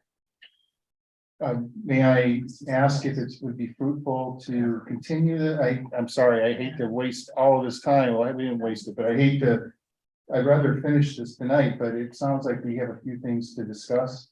Would that be something you consider, as opposed to just piecing these last 2 very important things together at the last minute? Yeah, I say we just go through it, let's get it. I think the parts are actually totally reasonable and workable. And I would rather not Do we have it written? delay this any further. That's, Okay, I'm sorry, I didn't realize it was already written in there. Okay. I think it's as long as council agrees to that alternative, and if the applicant wishes. That alternative is already written into. We good? Okay. I didn't realize it was already there. So are those, so the July 1st, 2024 That deadline for the sidewalk acceptable, the later date? Okay. The only thing about that is who does it. I think we're doing it. The city Yeah, doing we it. leave that intentionally vague, I guess. I don't, Okay, well, we didn't decide that. yeah, and. Upon mutual agreement. Well, I mean, we could say the sidewalk. To be will, determined later. To determine later. Yeah. It's similar, it's just making sure that the plans are approved, right, and. And that the funding. Yeah. Yeah. That we figure out. Yeah, it's just the funding funding revenue streams is really what you're looking at. Okay, so. I guess Is I'll this try the one more time. project, sorry, I'm gonna interject, but. That would go into our budget for 24-25. 23, 24. 24, I think, right? No, No, it's because it gave you fiscal year. It's a fiscal year. Oh, I Go will on. start, no, if it's gonna be done by February of 2024, no, that's in the 23-24 Within budget. that, yeah. that would July be, first, no, well, I could, 2023. I could change it to June 30th, 2024. are we talking about 23 or are we talking about 24? February of 24, Yeah, which is in the 23-24. 23-24. February, yes, July is a different. Yeah, so I could change June June 30th, 30th. That's the fiscal year. installed by the end of the fiscal So year. installed by, Yeah, okay. I think that construction goes pretty quick. So looks good. okay, It's just a second. Okay, you want to reread that, Bill? Yeah, yes, I'll try again. I'm gonna skip the condition, that's as written, just, about the sidewalk being installed. However, the sidewalk will not be required to be installed until the applicant commences the manufacturing phase, which that's a little fuzzy, of the project, or by June 30th, 2024, whichever occurs last or later. So that puts a outside time limit of June 30th, 2024 for the sidewalk to be installed. We didn't put anything in here about how it's funded, or I don't see why we have to necessarily agree to that right now. if we say latest, does that mean their manufacturing can happen after the June 24th, June 30th? It means their manufacturing can happen first or later, yeah, because it has, if their manufacturing hasn't started, but it's June 30th. But they're motivated to start the manufacturing, they're not gonna wanna wait. Right, yeah. Never know. Yeah, That's what I understand. yeah, so if it says whatever happens later, Whatever happens, so if. oh, I see what you're saying, Yeah. yeah, So, yeah, that's what I wanted to avoid, yeah. yeah, That's what I wanted to avoid. Thank you for pointing that out. Or no later than June 30th. Okay, I'll read it again. However, the sidewalk will not be required to be installed until the applicant commences the manufacturing phase. Or we could just say to be installed no later than June Right, 30th. yeah. That's make more sense. Okay, yeah, okay. And then I'm gonna say something that doesn't benefit me, which is tying it into the cities also installing it. Okay. And I don't believe that they even need to be the same contractor. We do sidewalks that aren't the same manufacturer all the time, or not. the It's same just contractor. specifications, Yeah, Yeah. but the standard specifications are already written. right? You would just have to, two city standard specs. It's just that it'd be cheaper if you could do it all in one. so- Together, we Yeah. can make that. Make All that. right, so But just has to be in. He's gonna take another stab at it. okay, this is what I was gonna say. Project requires a minimum 5-foot sidewalk built to city standards along the Obispo Street frontage to facilitate use of public transit. However, the sidewalk is not required to be installed. But it is to be installed, okay, that's it. Project requires a minimum 5-foot sidewalk built to city standards along the Obispo Street frontage to facilitate use of public transit no later than by June 30th, 2024. Quick, record it. Okay, is that the next? All right. that's like a year and a half, that's like 18 months. But this restriction. I need to remember. Last one was, and then. I'm not sure what you're writing before. I'm assuming the one that. The one I wanted. No, I didn't. Yeah, you did. In the meantime, get some preliminary estimates. I meant 20. Where are we here, Sam? I think the one that you're requesting is that we reduce the stormwater requirements due to impervious surface? I would like that, it's not mine. I don't know how to reduce that. Do you have thoughts on what you wanted to consider? Well, the area that we're asking for was just the driveway, which is, was previously paved. So I don't know if that can be considered a repair. Is this, Yeah. underneath the dirt is like 4 inches of. Blacktop. Yes, Asphalt. you probably. Yeah. You can say that. You got a few scrapes. For the filters to go through. So our asphalt guy is saying, no, this is a repair and, but. You know, if we add stormwater, it triples the number.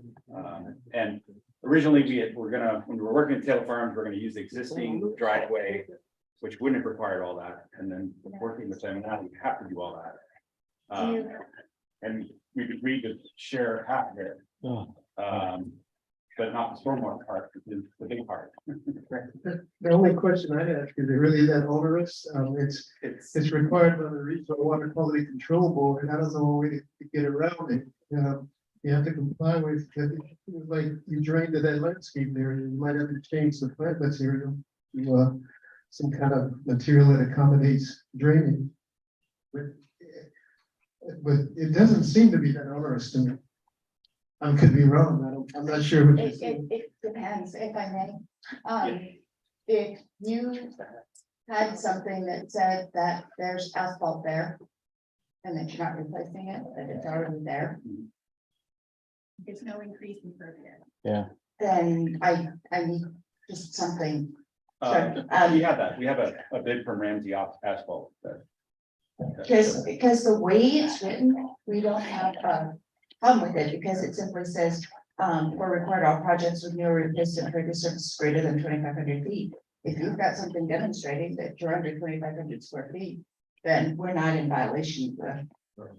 No, we're definitely over 2,500 square feet. Okay. I guess my point is we're just overlaying an existing old asphalt that was currently there. I feel like we're saying the same thing. Okay. If you're not putting in new or replacing, then you're good, right? That this is written, stormwater control plans are required for projects with new or replaced impervious surfaces greater than 2,500 square feet. I think we're saying the same thing, Okay. right? Good. Yeah. So I just need something saying that that's asphalt that's there, Okay. He's saying, okay? okay. We're ready to, we've got several changes. Got Yes, you got that? Yes, okay. and that. Okay, sorry, one other thing. Go ahead. No, it's not like, just a restating of something I said. So I know I had said that you had, that we're agreeing that it sounds like we're gonna do the 18 months, yeah. 18 Sidewalk. months. So during that time frame that you are all operational, that, remember we talked about the safety plan to mitigate that.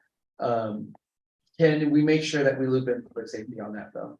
So that way we make sure that whatever you are saying is also gonna work for the city and the school, and like all these other entities that are gonna get involved. Because if we say, oh, well, park on this side, and you're like, that may have an impact, or, things like that. So just be thinking about that safety plan during those 18 months. That's the temporary plan until we can get the other stuff up and running. Okay, now we're looking for adopt the resolution 2022-93, approving the conditional use permit with the suggested replacements. So one of them is to replace the condition 42, and the other is what we're talking about now with the concrete. Number 26, 26. the language I read earlier, which I have. Okay. So I will motion to approve conditional use permit 2022-034 CUP with all of its lovely conditions read by our city administrator or city attorney. Geez, I like the way you put that. Is there a second? Shouldn't it be the resolution now? 2022-93. That's what he said. No, he said. No, he said, Oh, so, sorry, the resolution 2022 Yes, thank 93 you. and that conditional use permit, with all of its fund changes. With all of its. Is there a second? One second. Any discussion? Roll call, please. I'm sorry, who's second? I did. I want to say to you. Councilmember Ramirez. Aye. Councilmember Cardenas. Aye. Councilmember Costa Junior. Aye. Councilmember Rivas. Aye. Mayor Julian. Aye. Yes. We're gonna take a biological break. Yeah, I agree. Hope there's enough storm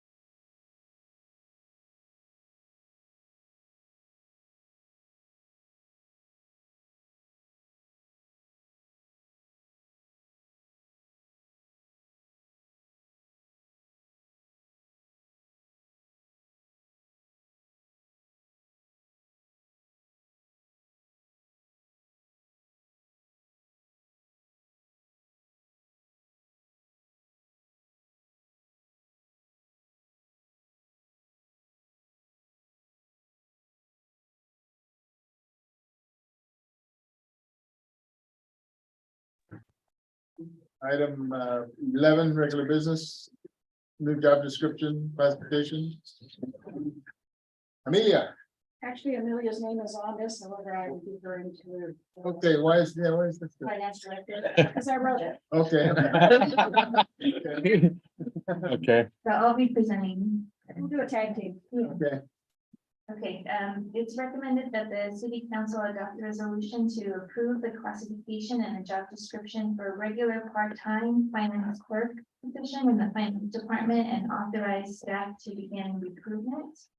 Part of the background includes that in the past 10 years, the operations side of the finance department has been staffed with only 2 accounting clerks. The primary responsibilities of the 2 clerks have been to handle utility billings, receive payments, accounts receivable, to include processing payments for building permits, franchise fees, utility user tax, issuing and processing payments for business licenses, processing accounts payables, and other miscellaneous payments. In addition, there is the handling of the monthly billings by manually billing for hydrant meter usage, monitor and mailing code enforcement letters, monitoring payments, preparing notifications and pre-collection letters as required, and preparing miscellaneous quarterly and annual reports required by state and county agencies. The population of the city has increased over these past 10 years, resulting in an increase in residents requiring services provided by the finance department as well as other departments. A number of city projects have occurred, increasing the number of consultants, vendors, etc., that the accounts payable function administers. It is also estimated that the city's utility customer base has increased about 450 by 450 accounts, with a resulting need for increased customer service. Utility billings go out around the 1st of every month, and then about 20 days after, recipients pay before being delinquent. While the city has implemented other ways for residents to pay besides coming to the counter, about 55% still come in and pay in cash, and about 40% are paying online and 5% paying via phone call. From the time of the billing to about 2 weeks or so after, there's a flow of traffic with residents coming in to pay at the counter. But the heavy traffic really is around the 19th and 20th of every month before they become delinquent. Having this part-time clerk, the primary responsibility would be to handle utility billing payments at the counter, which would then free up the other account clerks to handle other matters such as call-ins for payments, preparing billings, responding to concerns, etc. Many residents view the finance department's counter at City Hall. When people ask if City Hall will be open on a certain day, they're asking if the finance counter will be open. Focused attention on more and improved customer service has long been needed. The regular part-time finance clerk will allow for the department to provide efficient, effective, and timely customer service to the city's 8,000 plus residents. Having a regular part-time employee would help to increase the counter hours of availability. And in addition, implementation of the new accounting software will bring upon much change for employees and residents, and the extra help would be needed. The proposed salary range for the part-time finance clerk is a CIU salary range 153, with a minimum of about $19.578 per hour to a maximum of $26.238 an hour. We're looking at about a 30-hour work week. The annual cost with benefits would be approximately $44,000. Filling the position by January would result in a cost of $22,000 approximately, which is half the annual estimated cost for only 6 months, which would be January through June. A total of $11,500 were allocated in ARPA funds to the finance department, which was $6,500 for an intern. And then additionally, there was a line item for the finance department of $5,000 for office upgrades for the carpet, which has not been spent. An intern was hired recently and will remain until this part-time position can be filled, which would be through the end of the calendar year, just looking at timing with HR, etc.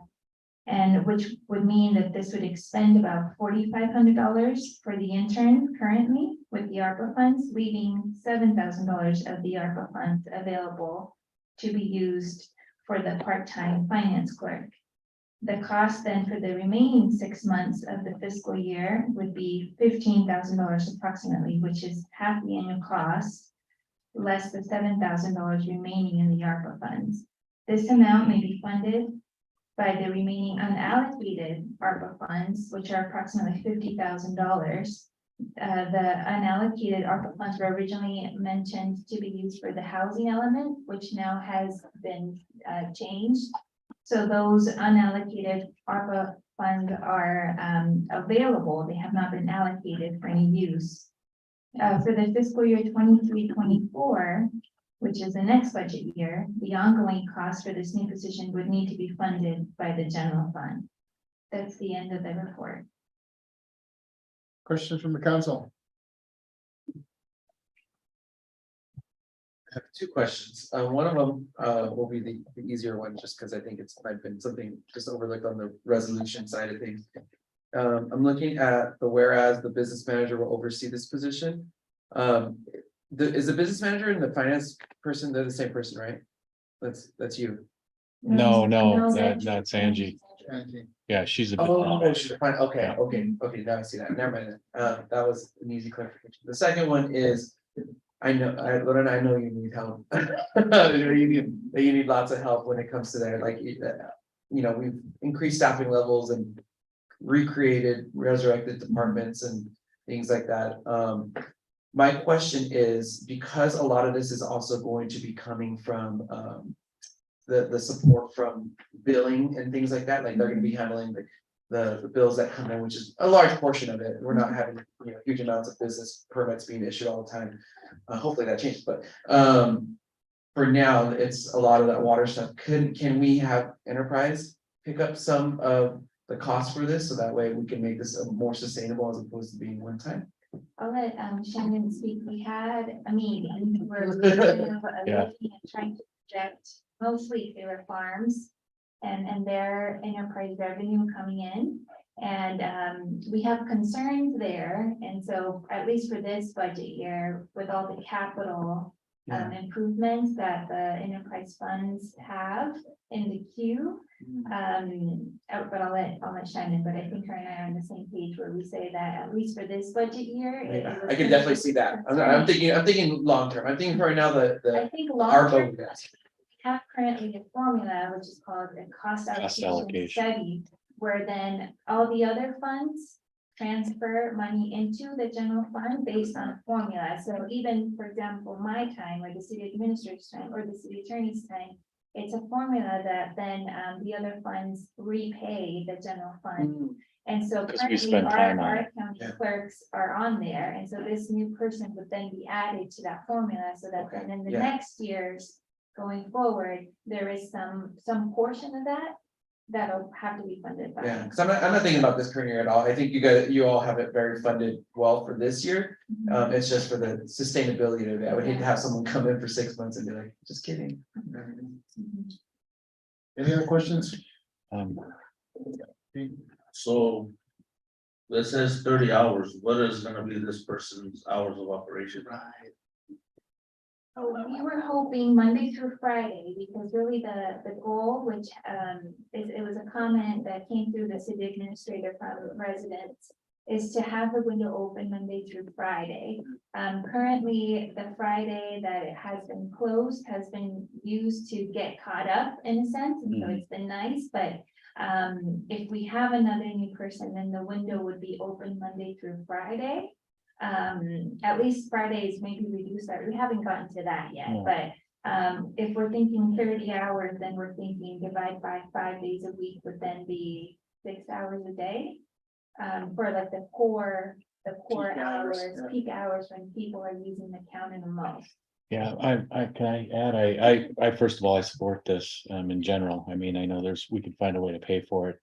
It's one of the city goals is customer service. And when I'd walk in the hallway, I would see people there. And if it's on a Friday, I feel kind of sad by the fact that we're not able to cover that day when they're waiting, they're expecting to pay their bill and they might have come from a distance or. And I feel like that is something that customer service is something you guys were looking for. And I've even had council members contact me about that. And so I think in also looking in their internal operations, I mean, there's stackfuls of documents and stuff that they're backlogged on and actually filing. So I support this. I'm just gonna say that straight out. So would it be considerable that the operation of hours be for that individual possibly 11 to 5? Well, we have residents that don't get out of work sometimes till 4:30, and they need to be allowed to come pay their bill. And I think staying open till 5. I'm sure that could be explored. I think if the person is available, to have those hours and maybe that, I know in the job description, the hours of operation, I don't think we described those, we just said 30 hours, maybe that'd be part of the recruitment and in the interview perhaps, what is your availability in the afternoons, like how late can you be there? I know I'm there till 5:30, and the other ones, they leave around 4:30. So they have that last half hour, they close at 4, and then from 4 to 4:30, that last hour, half hour, they balance their drawers, their cash, they prepare the deposit for the next day. So they need to have some time where the window isn't open, so they can balance that, but if the other person is available, then that would be the support that you need. I think that'd be something good to be like, we're looking for someone to be here 11 to 5, just to give, that little extra for a resident that might be pushing that, Oh, yeah. I gotta get, and Especially in that, and then maybe too, like we said in the report, there's times of the month where it's super slow. But then when the 20th comes around, everybody's making a line. So maybe we can modify, maybe when it's super busy, let's make sure that we're open later, or, I think there's definitely flexibility to work with there. And I did just want to mention too, that I think most of this was brought up. We had a staff member that had been out on an emergency medical. And it's like the light was shed on, oh man, no, we can handle it. We have minimal cross training among each other. And so we were really struggling. So I think this person would mostly take payment, either over the phone or at the counter. That'd be the number one. And if this person can help be a floater, even with other desks, I think that's gonna be really helpful, and especially the bilingual part, because right now, unfortunately, we don't have, the intern is not bilingual, so I think that's been our push to really have a bilingual person at the window. A requirement. Okay, any other questions? Is there a motion to approve resolution 2022-94? I'm open to approve 2022-94. I will second. Any discussion? All those in favor of the motion say aye. Thank you. Thank you. Go to your baby.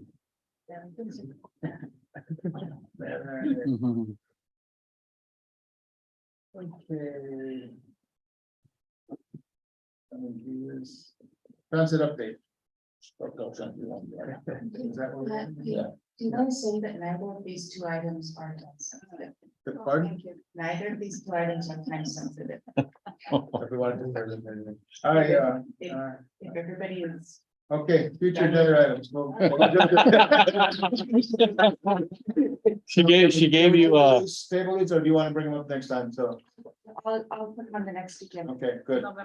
Yes. You can put it for the December one, please. Okay. Go to, It's never gonna be a better time. Well, she tricked you. She wanted to leave. so- Future agenda items. Yeah. Let's start off. You will let the record reflect that motions were made to continue them. Okay, is there? I motion to continue Those two items. transit update and Main Street Obispo intersection traffic issues to our next regular meeting. Okay, I will second. Any discussion? All those in favor of the motion say aye. Aye. Thank you. Future agenda items. Future agenda. Those two. Yeah. Yeah, those two, yeah. Any, We might have, so we were looking at the grants applications that we received for the micro enterprise program. And so maybe possibly if we're able to go through the applications and the grantees, if we could put it on the second, November 22nd. yeah, November 22nd. What do you want to call it? It's just probably like in the ceremonial. Oh, I just see. Congratulating or recognizing the individuals who completed the program and received funding for their business. Okay. Any other? I don't know if this would be considered, but I'd like to see. I know I mentioned probably about a year or so back. Looking at the ordinance that deals with. Camping trailers, utility trailers, car trailers. And any kind of trailer in general that's just parked on a street that doesn't get moved. We have. Because of 72-hour deal for a vehicle, I understand that, but. You got people who just leave their boats and their trailers and stuff on the streets, coming up with something that says. It could be out there for 24 hours if we're getting ready to take it off, but it cannot be on there longer than that, because there's a lot of areas where there's. Car trailers that have cars that don't even run sitting on them in residential areas. I'm seeing people now leaving their camping trailers. On the side of the road, on their front of their houses parked on the street. And this is something that it's becoming more of a nuisance. And people got driveways that they can put these things in. If they can't, because their driveway is not sufficient, then there's storage you can pay to put them at. So, but we can look at that ordinance. Any comment? Just real quick, we have to understand that is the 72 hours is a state vehicle code. Okay, and the thing everyone's having an issue with right now is you can move that. There's nothing to say how far you can move. And this came, let's put it this way. There's a gentleman right around the corner from the mayor's house, has a blue truck right there by a fire hydrant. He actually pretty much marked the street and he has cameras. And I gave him a marking and a citation. And he got and showed me the camera where he moved it back. He took it, washed it, moved it back. He has the same spot, been doing it for years. And I checked with CHP and looked at the ordinance. There was nothing that we could really do because he understood how to play the game. And I asked, is there any specific length? And they said, no, that's why it's been very vague. So that's what we use is that one. So my understanding of the vehicle code is a vehicle that run. Trailers don't run unless they're towed. I'm talking about trailers and consists of car haulers that are trailers that are towing cars. Boats, camping trailers, things like that, they need to get. Like, we need to come up with something because it's like, there's no reason. For people to have those on the street if you have a driveway. Yes, there is a distinction, the kinds of non-operational vehicles, and we can look at that. You know what, I think what we should probably do is present an item, not necessarily an ordinance, but just maybe what our ordinance can and can't do. And then maybe get some direction from the council, how they want to either enforce it or ask us to make more improvements. Well, we can bring that as an agenda item, not in the next couple of weeks, but we can do that pretty soon. Okay. I got an item. I'd like to add for the 8th, November 8th, Boys and Girls Club MOU.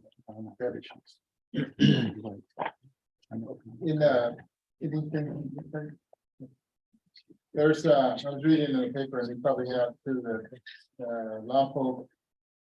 Just gave themselves a council and the mayors a pay increase. Hadn't had one in 24 years. We probably haven't had one in 40 years. And Luca brought it up a while ago in terms of kicking up the amount of stipend that are, and I think we need to look at that. Okay. Him and I both talked. I would recommend doing it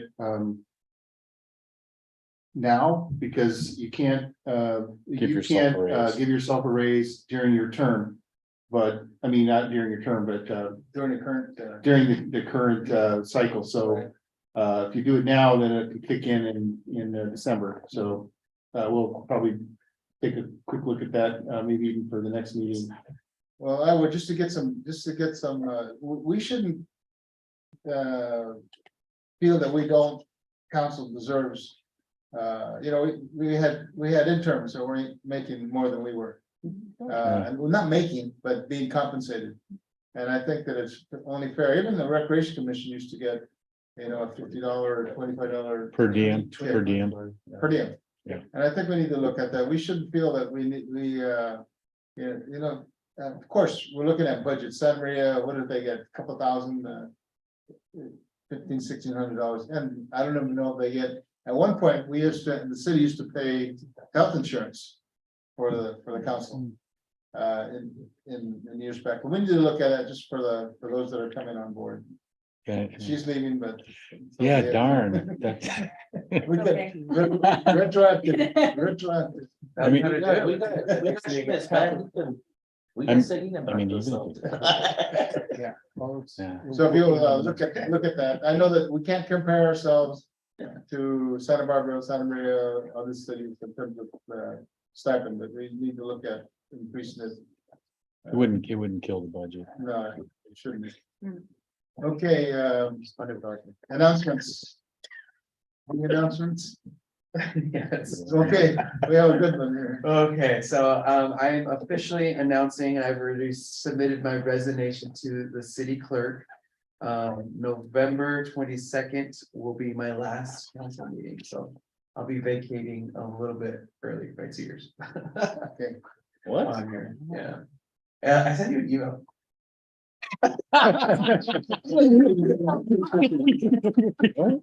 Which one? So You know, just send it to. the one that populates. Probably the wrong one.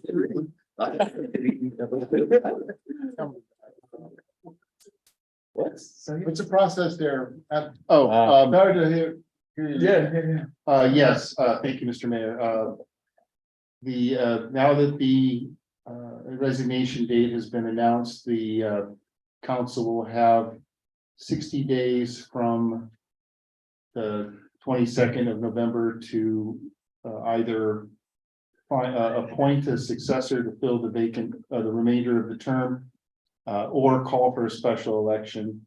That will be an item brought to your next council meeting, so that will be on the next future agenda. That'll be on the next meeting to make that decision, because if you're gonna do the appointment process, we want to move that forward as soon as possible. Yep. I have one, Lily.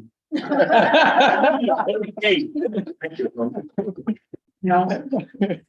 Any question? You cannot leave. Two more years. My question, Philip. You gotta live for it. No, I wasn't gonna say I was gonna piggyback the question.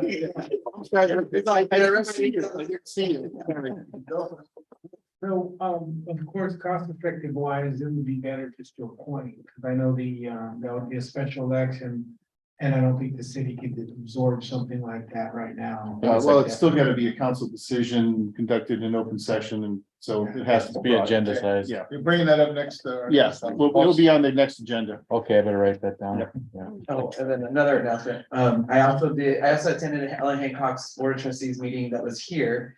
It was very well attended, it's very well attended, and there's like standing people around and everything like that, so it was great. The technology was on par for everything. There was no hiccups or nothing like that. I know. I don't know what happened, but I do want to thank Juana for helping out with the coordination with Hancock. I know she helped out with their end of as well. So thank you, Juana, wherever you are. I appreciate it. Lily? Just that we received the grants or the applications from the clients, or they call them clients, but the participants, and so, yeah. Financial aid open. Yes. So we have a lot of our, we have a lot of our youth doing that right now. Good. Gilbert, do you think? Yeah. He went to a ceremony Saturday. So there. Yeah.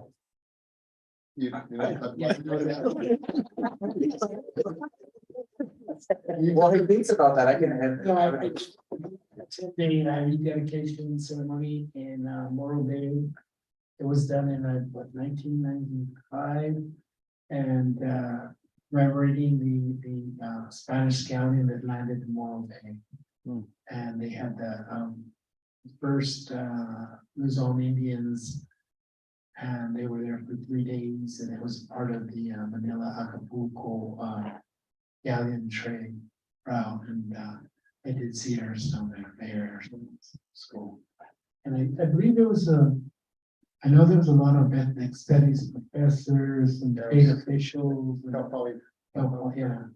And also state representatives, the mayor of San Luis, or Morro Bay presented the information or proclamation to Lot of historians. So, Very good. anything, Chief? Well, sad to hear Tony's leaving, thanks. But on a brighter side. This weekend, I believe, all 4 Bulldogs teams made the playoffs. Right. They got games this weekend. If you follow them on Facebook, take to see what location they might be at. Congratulations to the coaches and the players for making it to the playoffs. Don't they have a bye this weekend? Yeah, No. buys. Some of them do. Some of Some them- of them have a bye. There's 2 teams that have to play. But there's 2 other ones I believe that have a bye, but yes. So yeah, congratulations to the Bulldogs Yeah. for that. And I know there was Oh, and one of the teams was undefeated. Was undefeated, no. It was It was the the junior team. the junior team went under, the junior team went undefeated. If I'm correct, I think they only were scored upon once. Wow. It was really good to see these boys, these players, kids doing their thing out there in that football field. and I know at the same time they played at McKenzie. Yeah, that was cool. Plus they had The track meet, country. so that was a busy. Yeah. Did you see a moment? Did- I did, and then I also heard, they brought back 7th grade basketball. Yes, so, They played. Okay. there was earlier, someone made a comment at the volleyball game. Yeah, it was. Yesterday, it was a basketball game yesterday. So we have 7th grade for Mackenzie, girls and boys, basketball. The girls won their game against Vandenberg, and the boys team went into overtime and lost by buzzer beater. A 3-point buzzer beater. Were you there? Was it busy? No, I wasn't there. I talked to Scott Smith, which is the athletic Right. director, and the 7th grade boys basketball coach to see how it went. And I said it was a packed house. Yeah. Everybody's there, and it was good to see it. It's good to see that we got 7th grade basketball going again. Do we have 8th grade? 8th grade will start back up when it's 8th grade season, but this right now it's for 7th grade boys and girls. Their next game is, I believe he said Thursday and Lompoc against Lompoc. And just for history, in the past, the Bobcats, we've only had a 6th, 7th, and 8th grade team combined. They've never. Yeah, no, it's. Probably since I was in junior high. That's a long time ago. Last year. Maybe I'm not Tony, bro. The Tony would have been last year. Okay, I had the SPCAG meeting, and one of the biggest issues that North County representatives had is that all the money's going to South County. And, at Carpinteria, Summerlin, all that stuff there, so we actually pushed it, the North County representatives, that start paying attention, especially here with Highway 166 and Obispo Street.